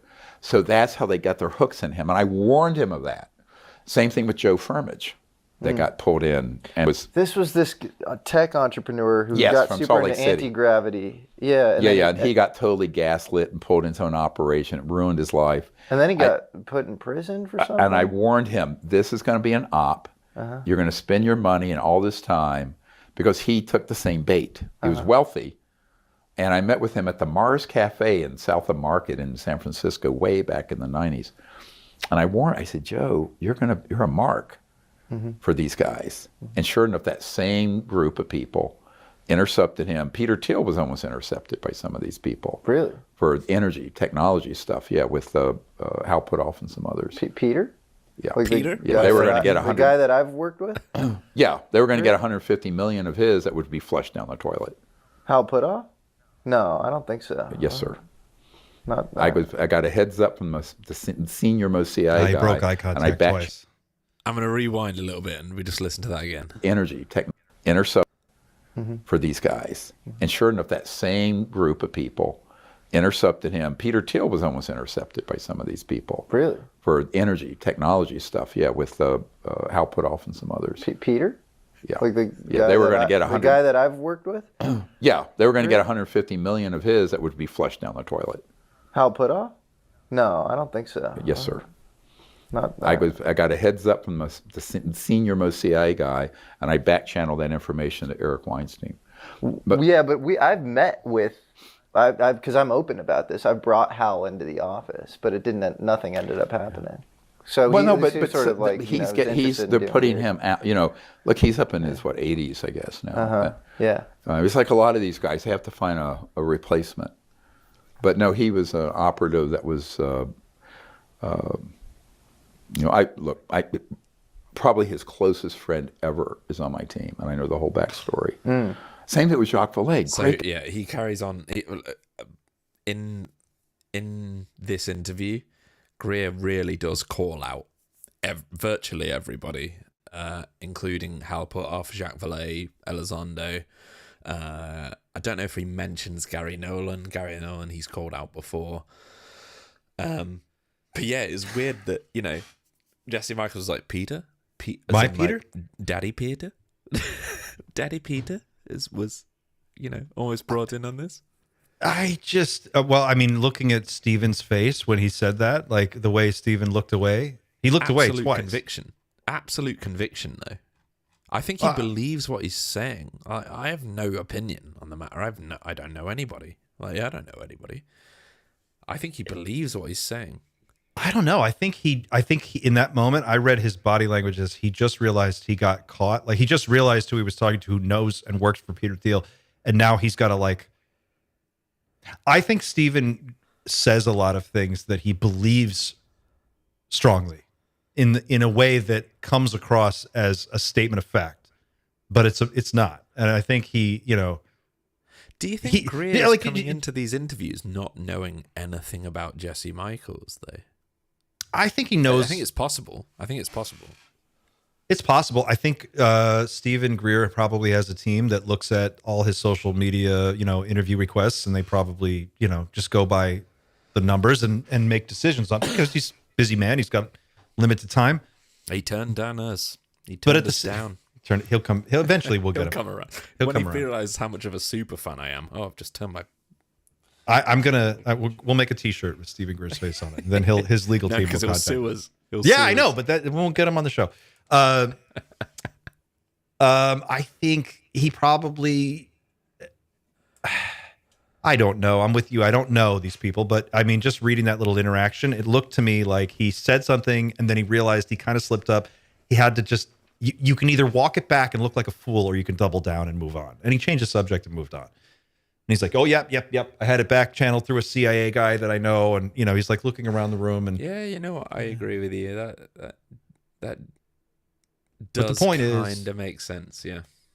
And the other thing is, like, in just that one clip, what was maybe less than 3 minutes long, within 10 seconds, he's like, I already know these things. I already know these people. I've already talked to them. I met with this guy at this cafe. I briefed so-and-so at the fucking bar. I was at the thing. And it's like, dude, you can't know everyone and be everywhere and have talked to everyone and also be the only guy who knows all the information. So, no, to be fair to Greer, as Greer's, I'll be his advocate right here now. He does admit to not knowing certain people in this interview. He says he's never met Chris Bledsoe. He'd never heard of Tim Taylor. Somebody's just pointed out he'd never heard of Tim Taylor. He's never met Elon Musk, and you'd think as if Greer was gonna make up meeting anybody, it would be somebody like Elon Musk. He's smart enough to know that he can't say that about the guy who owns Twitter.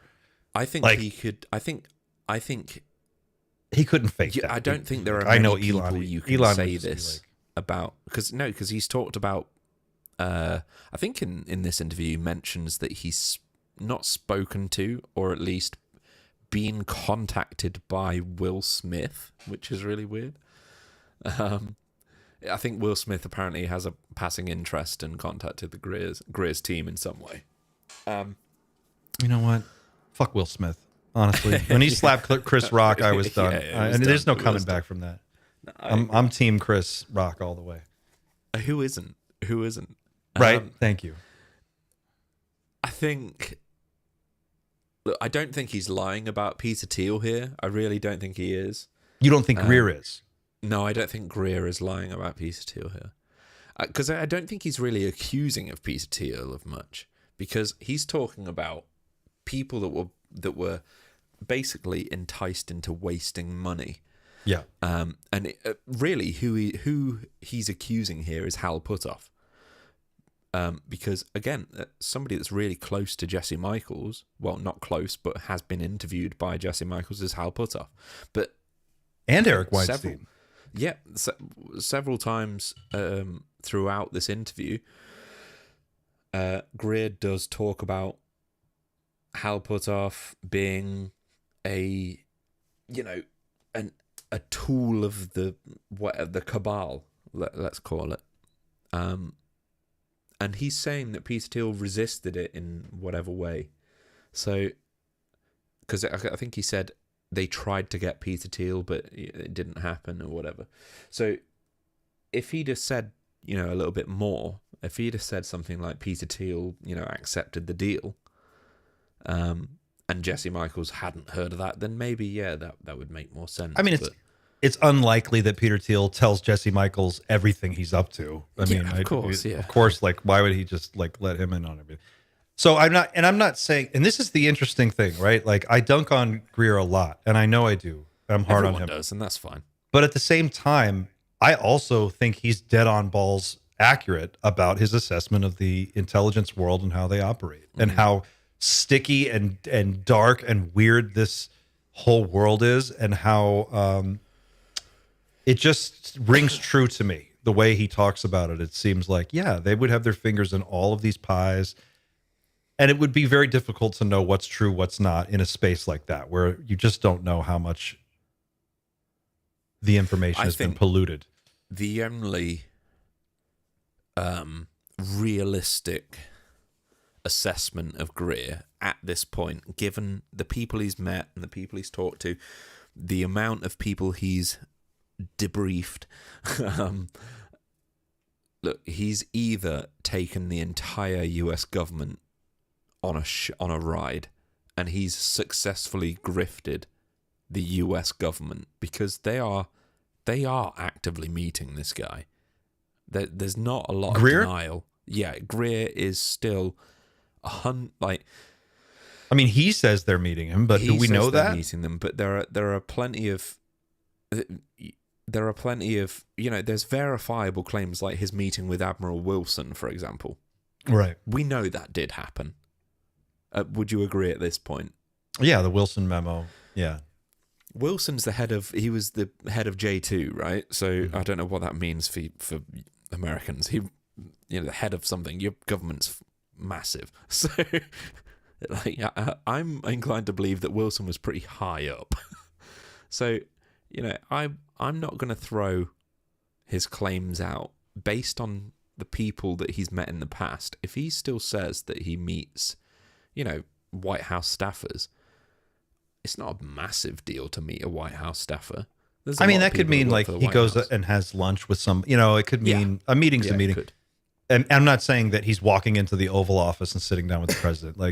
Maybe. I don't think he's sitting in the Oval Office with Trump. Let's be clear. I don't think he's doing that. I think he's talking to staff members that are interested in this topic. Probably. Yeah. And I think maybe this sort of activity carries over from administration to administration. I think, if 30% of people are interested in the UFO topic, then 30% of the White House administration is probably interested in some way. And we know, like Donald Trump Jr.'s into it. We know, people in the president's inner circle are into it. His son, his son's into it. Don Jr. Don, which one? Eric, of course. yeah, I know, right? Probably, it's interesting.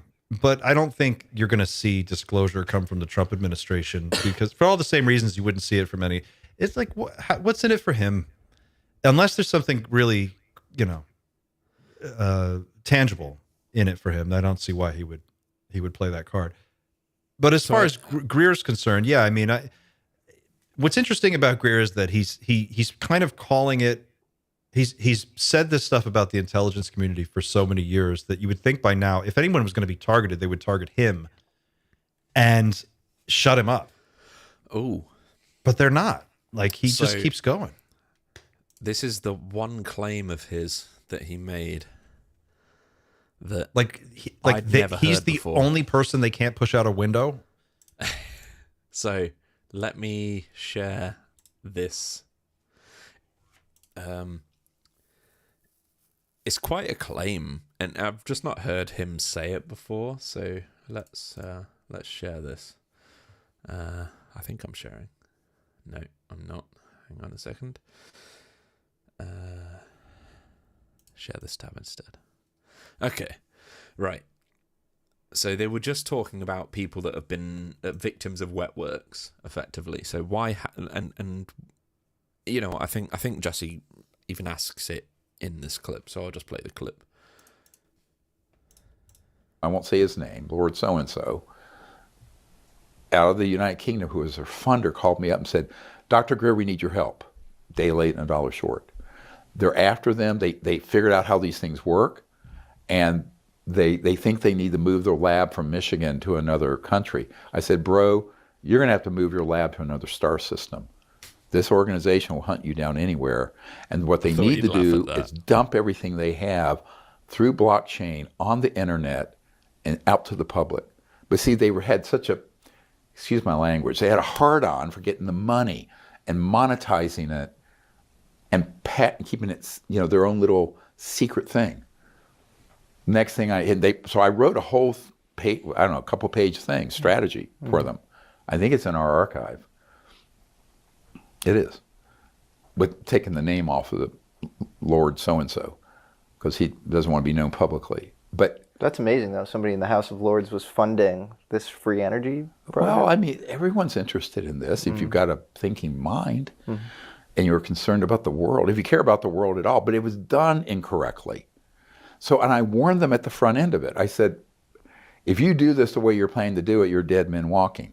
Sure enough, a few years later, I meet with a guy in Orange County who knew the one survivor of that. He says, and the guy was crying like a baby. He said, all the rest were killed. I said, of course. Wow. What do you think would happen? They were obscure, secret, unprotected. And I don't care if you're Elon Musk, you don't have enough money to keep yourself safe from that crowd. How do you think So you have to open source it. How do you think you've been able to survive? Attempts have been made on your life, right? Oh, sure. Yeah. Yeah. And do you feel protected by the ETs? Yes. You do? Yeah. Even guided by them? Yep. Wow. Yep. That's fascinating. They have a security team and wow. That's amazing. Like a physical security team, or it's more like sort of ephemeral as far as how they... No, it's both, yeah. But look, they can move between dimensions. And wow. Look, when I died, one of the great things I've had... He goes on to talk about realization that, when you die, nothing really happens in terms of your consciousness. You will carry on. But anyway, that was the big, I've never heard him say he's got an NHI security team before.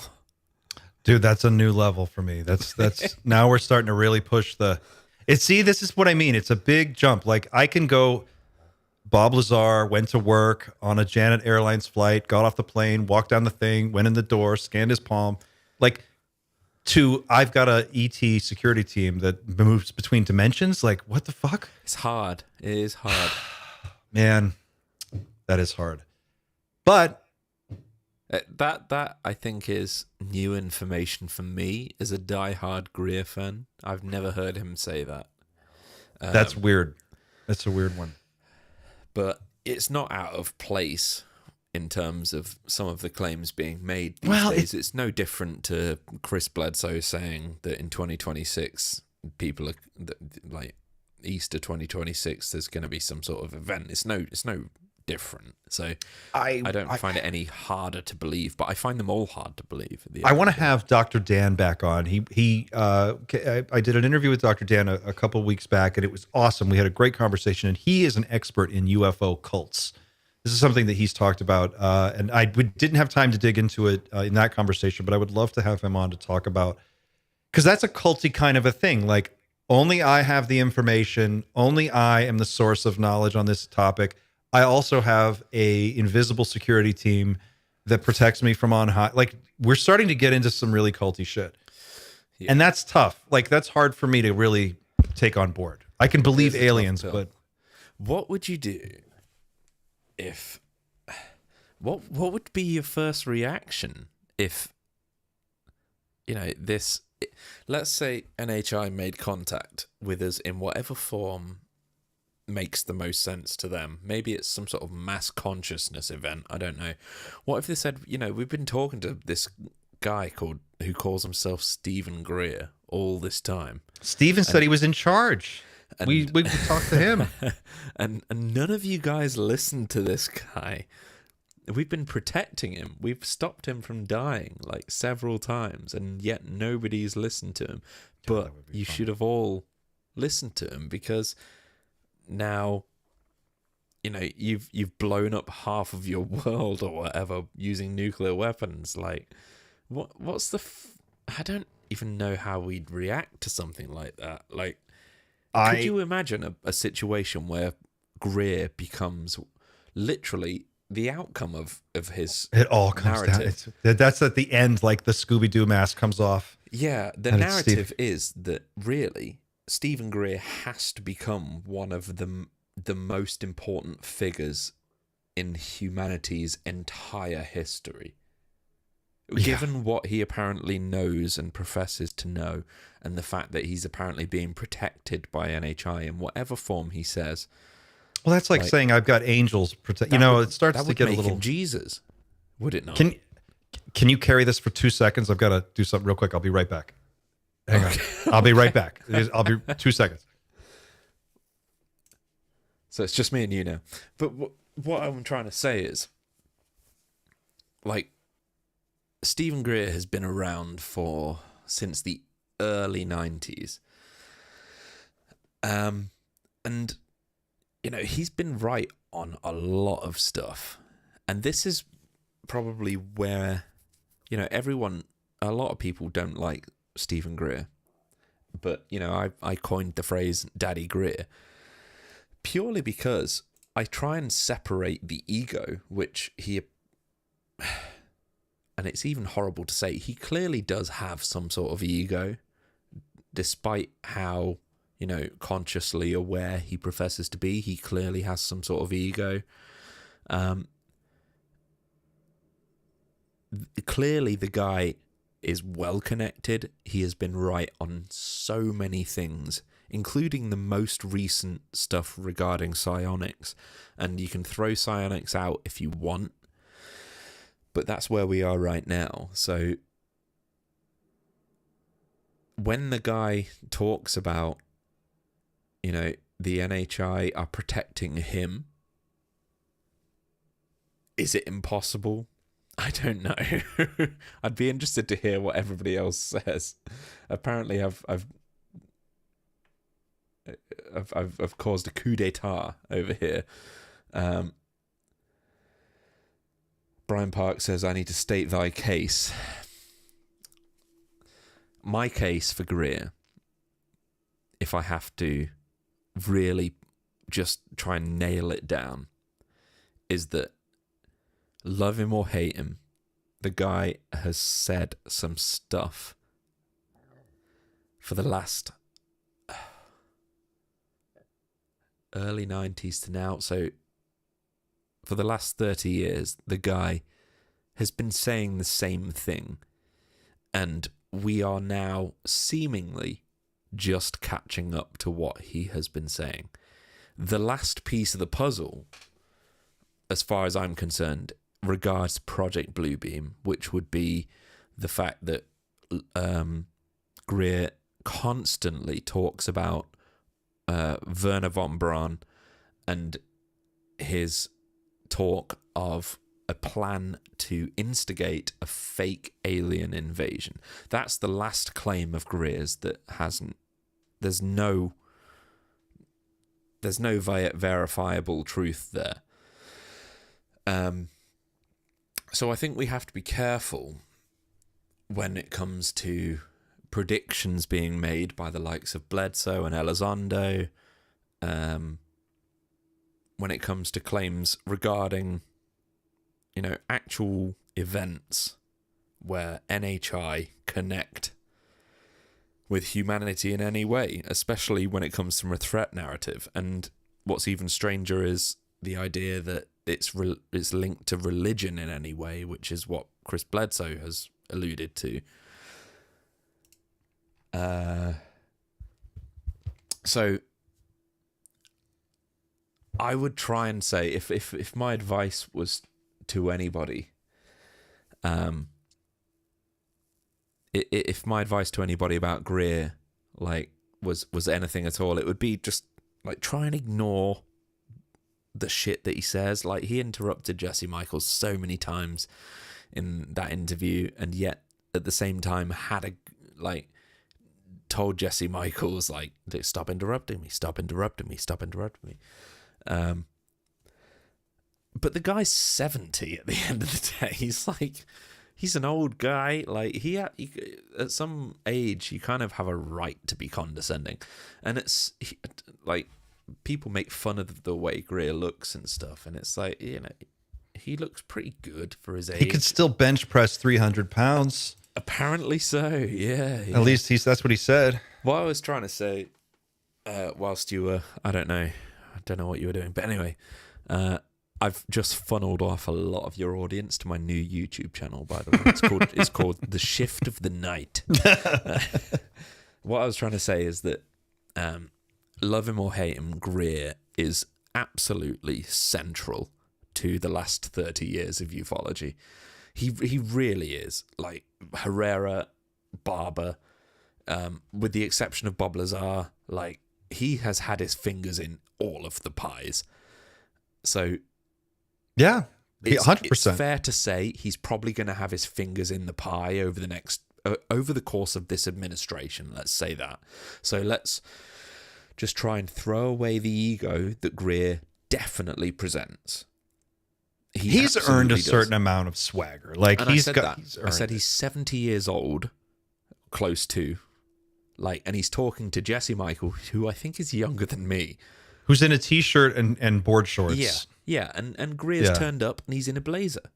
He's doing the things that he's been taught to do for his entire life, and he's talking to this guy who looks like he should be on a fucking skateboard. And no offense to Jesse Michaels, absolutely, like, that's the generation we are living in. I've no problem at all with whatever anybody chooses to wear, but Greer has been afforded, in my opinion, some respect based not on his ego, not on his personality, but based on what he has brought to the table. So let's not ignore him going forwards. Let's listen to him, because he's been right so far.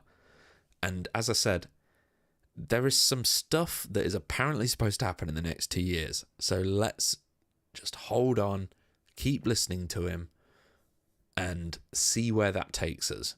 Because I have a strong feeling that the more that comes out over the course of this year, the more vindicated Greer is going to be. And he can, and the fact is, he can still be an asshole, and that can be true. He can still be right and a jerk. Totally. And I don't disagree. Like, you know, everybody's who is making a claim that something's going to happen, that their time will come, and it'll either happen or it won't, and we can make a judgment at that time on what, you know, what's what. The difference will probably come if an alien threat narrative is revealed in any way. Let's say I'm right, and Golden Dome, they all of a sudden detect some strange anomaly, and there's some, like, it's not missiles, they're just hovering there, and it's a threat, and all of that.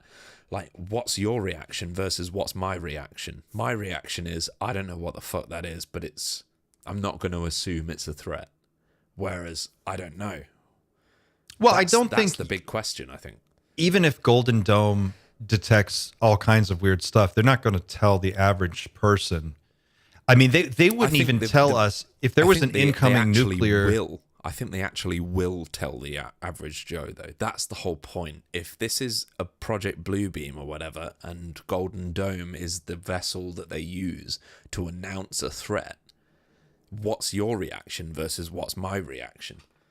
Well, that's what the PSYOP, not the PSYOP, but that's what the public media campaign is about. It's about soft landing the public. It's about creating an environment where people don't necessarily panic. And, you know, if there were a nuclear attack, Annie Jacobson did a book on this, and she said in her research, they determined if there was a nuclear strike on the United States, they probably wouldn't tell us. Even if they knew, there's no 15 minutes before it happened, they would just say, no, we're not going to tell anybody. And they would just let it happen. I don't see how a UAP would be any different. I think if you were going to have a black swan, if you were going to like unveil a threat narrative, you would stage an event. Something would happen, and it would be big and like not beautiful, but big and like impossible to miss, and it would be spectacular for television, and it would be something like that. But I don't know if they would tell us that they just saw weird stuff, because they've been tracking UAPs or UFOs for 60 years. But the idea is that Bluebeam is the plan to reveal both the existence of NHI, but that they're also a threat. So the idea would be that however they announce it, it would be announced as some form of threat, purely because, you know, it's a way of just basically writing a blank check to the military industrial complex. So that's what I mean. Let's say at some point this year or next year, Golden Dome says, okay, we made this technology to detect missiles from Russia, hypersonic missiles from Russia, but accidentally we've also, like, the technology itself has also revealed that there are some things floating in orbit around the US or around the world that are quite clearly not consistent with any sort of man-made technology. That's the thing I'm trying to get at. And it's like, if Donald Trump said tomorrow, this is the question, if Donald Trump tomorrow said, okay, Golden Dome, we all know what technology that was, I announced it in January, it's there to pick up foreign missiles, it's also registered signatures of craft we do not recognize, it's got no signature from Russia or China, and we don't know. It's there hovering above the planet in some sort of shadowy way. We can't detect it, but now we can using this technology. Do you believe that? That's the main question. Do you believe that is genuine response, or do you think that's part of a plan? Because Greer would say that's part of a plan. Oh man, I mean, we're so limited on information to make an educated guess on how it would go down. I mean, I think, like, we have the drone situation over New Jersey, right? That's been going on for months. We know that they have deployed all kinds of different federal agencies and local and state police and all kinds of, everybody's been looking at these drones. And when they finally had an opportunity to say anything about drones, which they promised, this is why, again, not to just make people who like Trump mad, but that's why I shit on Trump, is because he fucking promised us. He was like, I'm going to tell you on day one. He did, yeah. First week, you'll know. And I don't know why they haven't told you yet. And then he just, we got a non-answer. So not only that, but he alluded to the fact that he probably knew before he took office. Which he didn't. He said that he'd received, he refused to answer whether or not he'd received a briefing on it. And that's a good way of saying, no, My girlfriend lives in Canada. You wouldn't know her. Yeah. If I don't answer, then you're going to assume yes. But yeah. It's what does it mean? It means,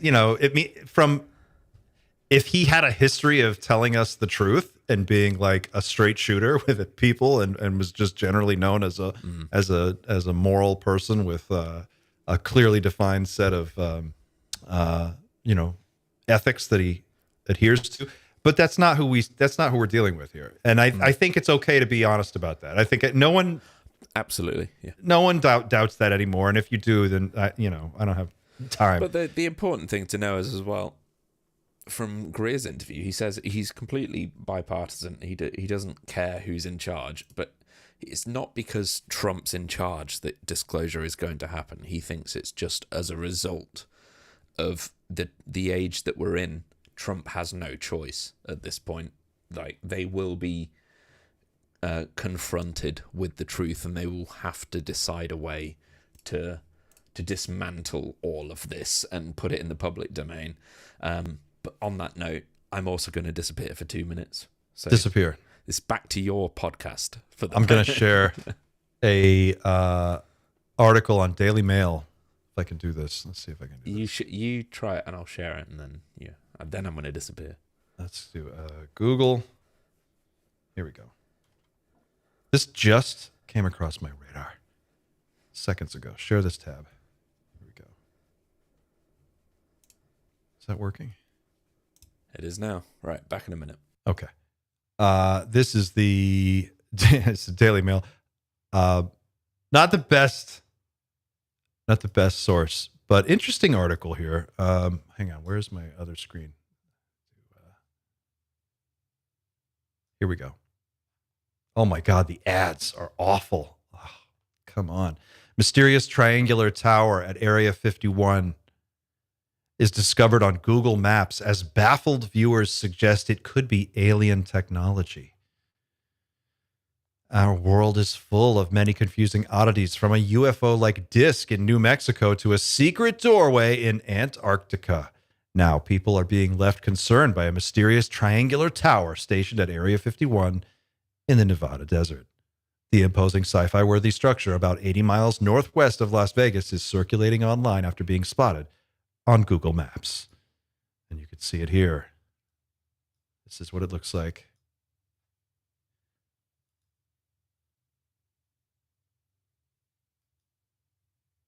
It has a similar vibe to the black monolith in Stanley Kubrick's 1968 epic 2001: A Space Odyssey. The mysterious object arrives at Earth, causing confusion for startled primates. Here's a picture of an alien from Adobe stock. I think I've used this exact same picture. I don't know, guys. What do you think? Facebook users also joked about the identity of the tower, with one person calling it a new version of Jenga. It's interesting. Welcome back. Yeah, we were just looking at this giant structure. Oh yeah, Area the 51. big structure. Yeah, it's been there for a few years, I think. Has it? Yeah, I can't remember who I first saw it posted, but you can do like a reverse timeline thing on Google Earth, and I think it's at least 5 or 6 years old at this point. Weird, but it's weird looking. Yeah, I think. I guess to wrap it up, my prediction is Skywatcher becomes the made-for-TV version of Disclosure, and the story beats are going to be spotting craft from a distance, gathering data, and then eventually we'll move up to a signaling event. There will be an exchange. A signaling thing will take place. You'll see like lights blinking in Morse code or something, or they'll say we've made contact with one of these things, and it seems to be speaking to us. And that'll kick off the next chapter, and then eventually we'll get some kind of a reveal. But that's the next beat. It's my guess. Do you think that'll happen in 2025?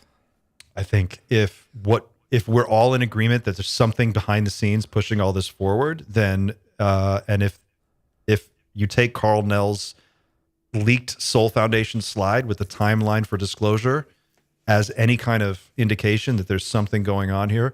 He says in that slide, I think 2035, it was all a done deal, no matter what, like bar none. Bledsoe, 2026, Stephen Greer within 4 years. So I would say within 5 years, we should probably know one way or the other. You got to make a bolder prediction than that. Within 5 years. I mean, what else can you say? No, you're right. No, that's right. Know. Do you think? Okay, here's a question. Do you think we'll be in a different world by the end of 2025? As in, do you think it will be acknowledged by, let's say, world governments that NHI exist? Probably not by 2025, but I would say by 2035, it would be unlikely that we're not having that conversation in a major public way. I would say within 10 years, there's just too much happening right now. If you extrapolate out 10 years from now, if all of these things keep going and they're all bearing fruit, right, at some level, Galileo Project, Skywatcher, the UAP hackathon, whistleblowers coming forward, leaks from inside. It seems like there's a growing momentum here. I mean, 10 more years of this, yeah, we're definitely in some kind of a different world. How different? I don't know. But 2 years, 1 year, I don't know, man. Makes you wonder what's going to happen to Chris Bledsoe after April 2026.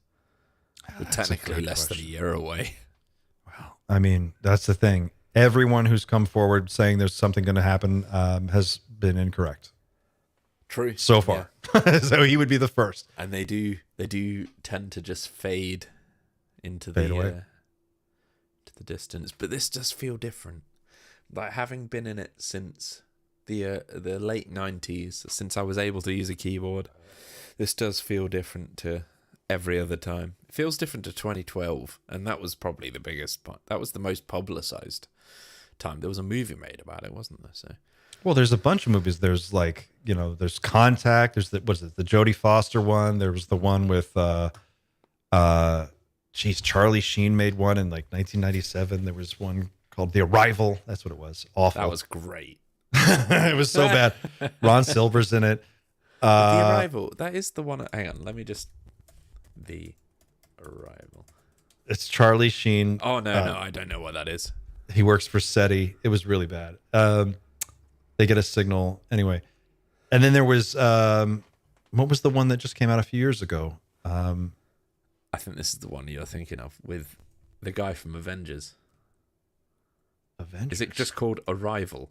It's called. Well, no, this is Arrival, but it's with Charlie Sheen. It's from like 1996. No, I know. I was thinking of the. There's another Arrival one called. Well, it was called Arrival. Oh God! Well, I'm super old. So this, you're talking about Arrival with what's her name and I'm awful at names. The guy from the Avengers. Yes. Yeah. Hawkeye. Jeremy Renner. That's it. Jeremy Renner, America's sweetheart. Jeremy Renner. Yeah. It's about. I think part of the reason why it feels inevitable that something is going to happen, and we have this sense, is that we've been primed for it. Like that, this is a generational thing that's been happening for like 40, 50 years. There's been movies, there's been TV shows. I don't believe that that's all happening like organically. I think that there has been a managed campaign to like put this stuff out there. And if you've lived your whole life watching movies about aliens making contact, humans making contact, contact between civilization, all these different versions of it that we've seen, and different types of depictions of non-human intelligence, and that only seems to be increasing. It just seems like, yeah, we are moving to some kind of conclusion. At some point, we have got to like shift into the next gear. We can't just keep doing this forever. So I think, yeah, maybe that's part of it, where we are, maybe this is the time where it's supposed to happen, and we're the generation that's supposed to see it. So it's all just, it's like a 50-year plan coming to its conclusion.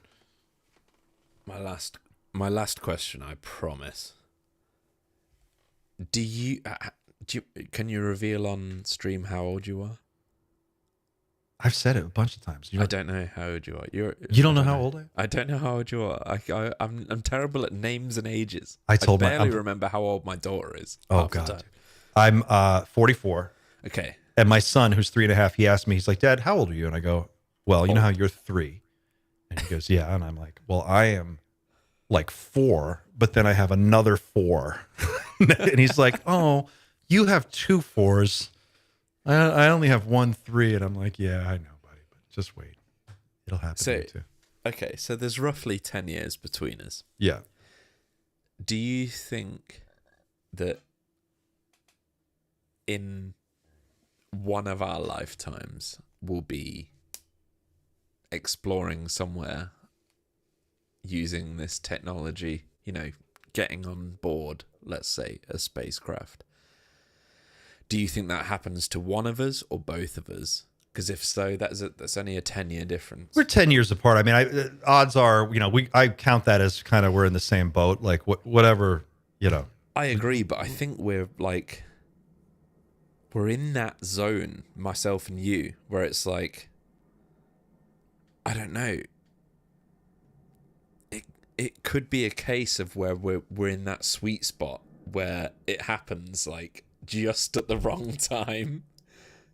Oh, like the day after you kick the bucket, and then it's like contact. Yeah. I doubt that is going to take that long. I think my sense is that whatever's happening is tied to, I mean, we're staring down the barrel of the singularity, one way or the other, whether aliens show up or not. Like the world, and for people, we reference it on the show a lot. I know Xander and I go there a lot. We haven't done a deep dive into the singularity, but if you don't know what it is or you haven't looked at it, you really do need to watch. There is a documentary on Ray Kurzweil. It's a little old now. It's a few years old, but it's called The Transcendent Man. And it outlines who he is, why he is so significant in the technology space, and what he thinks is going to happen by 2035. By 2045, he predicts that the world will be so vastly different that it would be unrecognizable to us even today. Stuff like within 5 years, we're going to basically solve human aging. We're going to create biological immortality. We're going to merge with machines. When we merge with machines, we'll merge. If you had a Neuralink or something like a Neuralink, you would be able to connect to a cloud computing system that would basically enhance your intelligence by 10,000 times or more. So he's like, when you can do that, when you can plug into that technology and we merge with machines in the next 30 years. Less than. We're already seeing it happen, the early baby steps of it now. No matter how you slice that cake, whether aliens show up or they don't, it's all bets are off. Yeah. And if they are already here and they are walking among us, observing us, as I suspect may be happening, I do think there's something to that. Whatever they're going to do, they're probably going to try to do it before we hit the singularity. Right? Like if you're afraid of monkeys with nuclear weapons, if that concerns you, then superhuman, super intelligent, immortal monkeys with nuclear weapons and quantum computers is a really big problem. Yeah. No, I don't know. That's my thought. I don't know. No, I completely agree. I do think the advancements in AI technology really does put us on a timeline at this point. We're going to hit that no matter what. By some accounts, we've hit that level of technology already. It's just not in the public domain yet. So it's hard to believe that 10 years time, 10 years away from now, 2035, we're not in a completely unrecognizable world. Unrecognizable. You and we were talking about this before the show, just in our own respective career fields of being artists and creative people, like how quickly that the rug gets pulled out from under you. I've had to reinvent what I do for a living like 4 times in 40, or 30 years of doing it. And it's like, can you imagine 25 years from now? There's a video that just dropped from Unitree Robotics of a robot in a boxing ring. And they're teaching it to box by boxing with it, by sparring with this fucking thing. And there are, this is dropping every other day now. There's some new video that drops of some robot doing an amazing human feat that 2 years ago we thought, they'll never be able to do it. I think we went from the Wright brothers to driving drones on Mars in 100 years. And in terms of social media, in the last week or two, we've both seen advancements in video AI that are literally ridiculous. Like, they are just indistinguishable. Like, you can fool somebody now if you really want to try hard. And let's pretend that they're really saving the good shit. That's a good 3 or 4 years away or whatever. They can do whatever they want with video at this point. They could have, Donald Trump introducing an alien, and it would be completely believable at this point. Oh, totally. We can't trust video. We can't trust photos anymore. I don't even know what we're going to be in a post-truth, post-proof world. So we're kind of already are. I don't know what it takes anymore to really get people's attention, but it just seems to me like at some point things just get so weird. We don't have any like human contact and face-to-face things, kind of like what we're doing in a live stream is going to be more valuable, not less, because so much of the stuff we see is going to be fake. Slightly tiny bit of a tangent, but I like, as a pastime, I like to watch porn. That's not a pastime. That's just human, right? It's a way of life. But anyway, I really enjoy watching interrogations with criminals and stuff on YouTube. And on one of these interrogations, they brought up Instagram photos of the person holding a gun, on their Instagram profile. And I the video on YouTube is quite a few years old, but I remember when I first saw that, I was like, well, that's easy enough to fake. But back then, obviously, it just that was perfectly admissible in court. But I guess these days that's just not. You can't just show that in court and be like, this is truth. That's just not a thing anymore. Surely. No, we're going to be in a world where nothing you see will be believable. You won't really know how to trust your own eyes anymore, and we'll be in competition with or in living alongside of something smarter than us, or many things that are way smarter than us, and we're all going to be replaced by robots at pretty much everything, up to and including plumbers and construction workers and everything that you can do, swing a hammer, all that shit. That's all going to go away. Mechanics in a century. Okay, so is a century a long time? Yeah, but not really. I mean, there are people 100 years old that are alive. They can tell you, what it was like 100 years ago or so thereabouts. If we extend human lifespan by even a 10%, 20%, the average human lifespan could be 130 years old, but you might have the body physically of a 35-year-old for that entire time. That's coming. That's going to be here within, if you could just stay alive for the next 15 years, you probably won't die. That's the thing. It's the next 15, 20 years. I just can't imagine anything but that at this point, where we've unlocked and sorry to bring up Greer again, but he does talk about technologies suppressed as a result of like hiding free energy and things. He's talking about technologies that can rebuild spinal cords and things like that. If that can come out, that's just, if we can cure cancer, that's ridiculous. Like, well, think about this. Like, okay, so you're 33, I'm 44. I remember being a kid growing up in the 90s, and if it's like HIV, AIDS was a death sentence. If someone got AIDS, they were dead. There's like no question about it. It was a death sentence, and it was a terrifying thing to imagine, this disease that was just killing people, and there was no treatment. And now you can take a pill and just not get AIDS. Like, you just don't get HIV. It's not a thing anymore. They functionally cured like 4 people.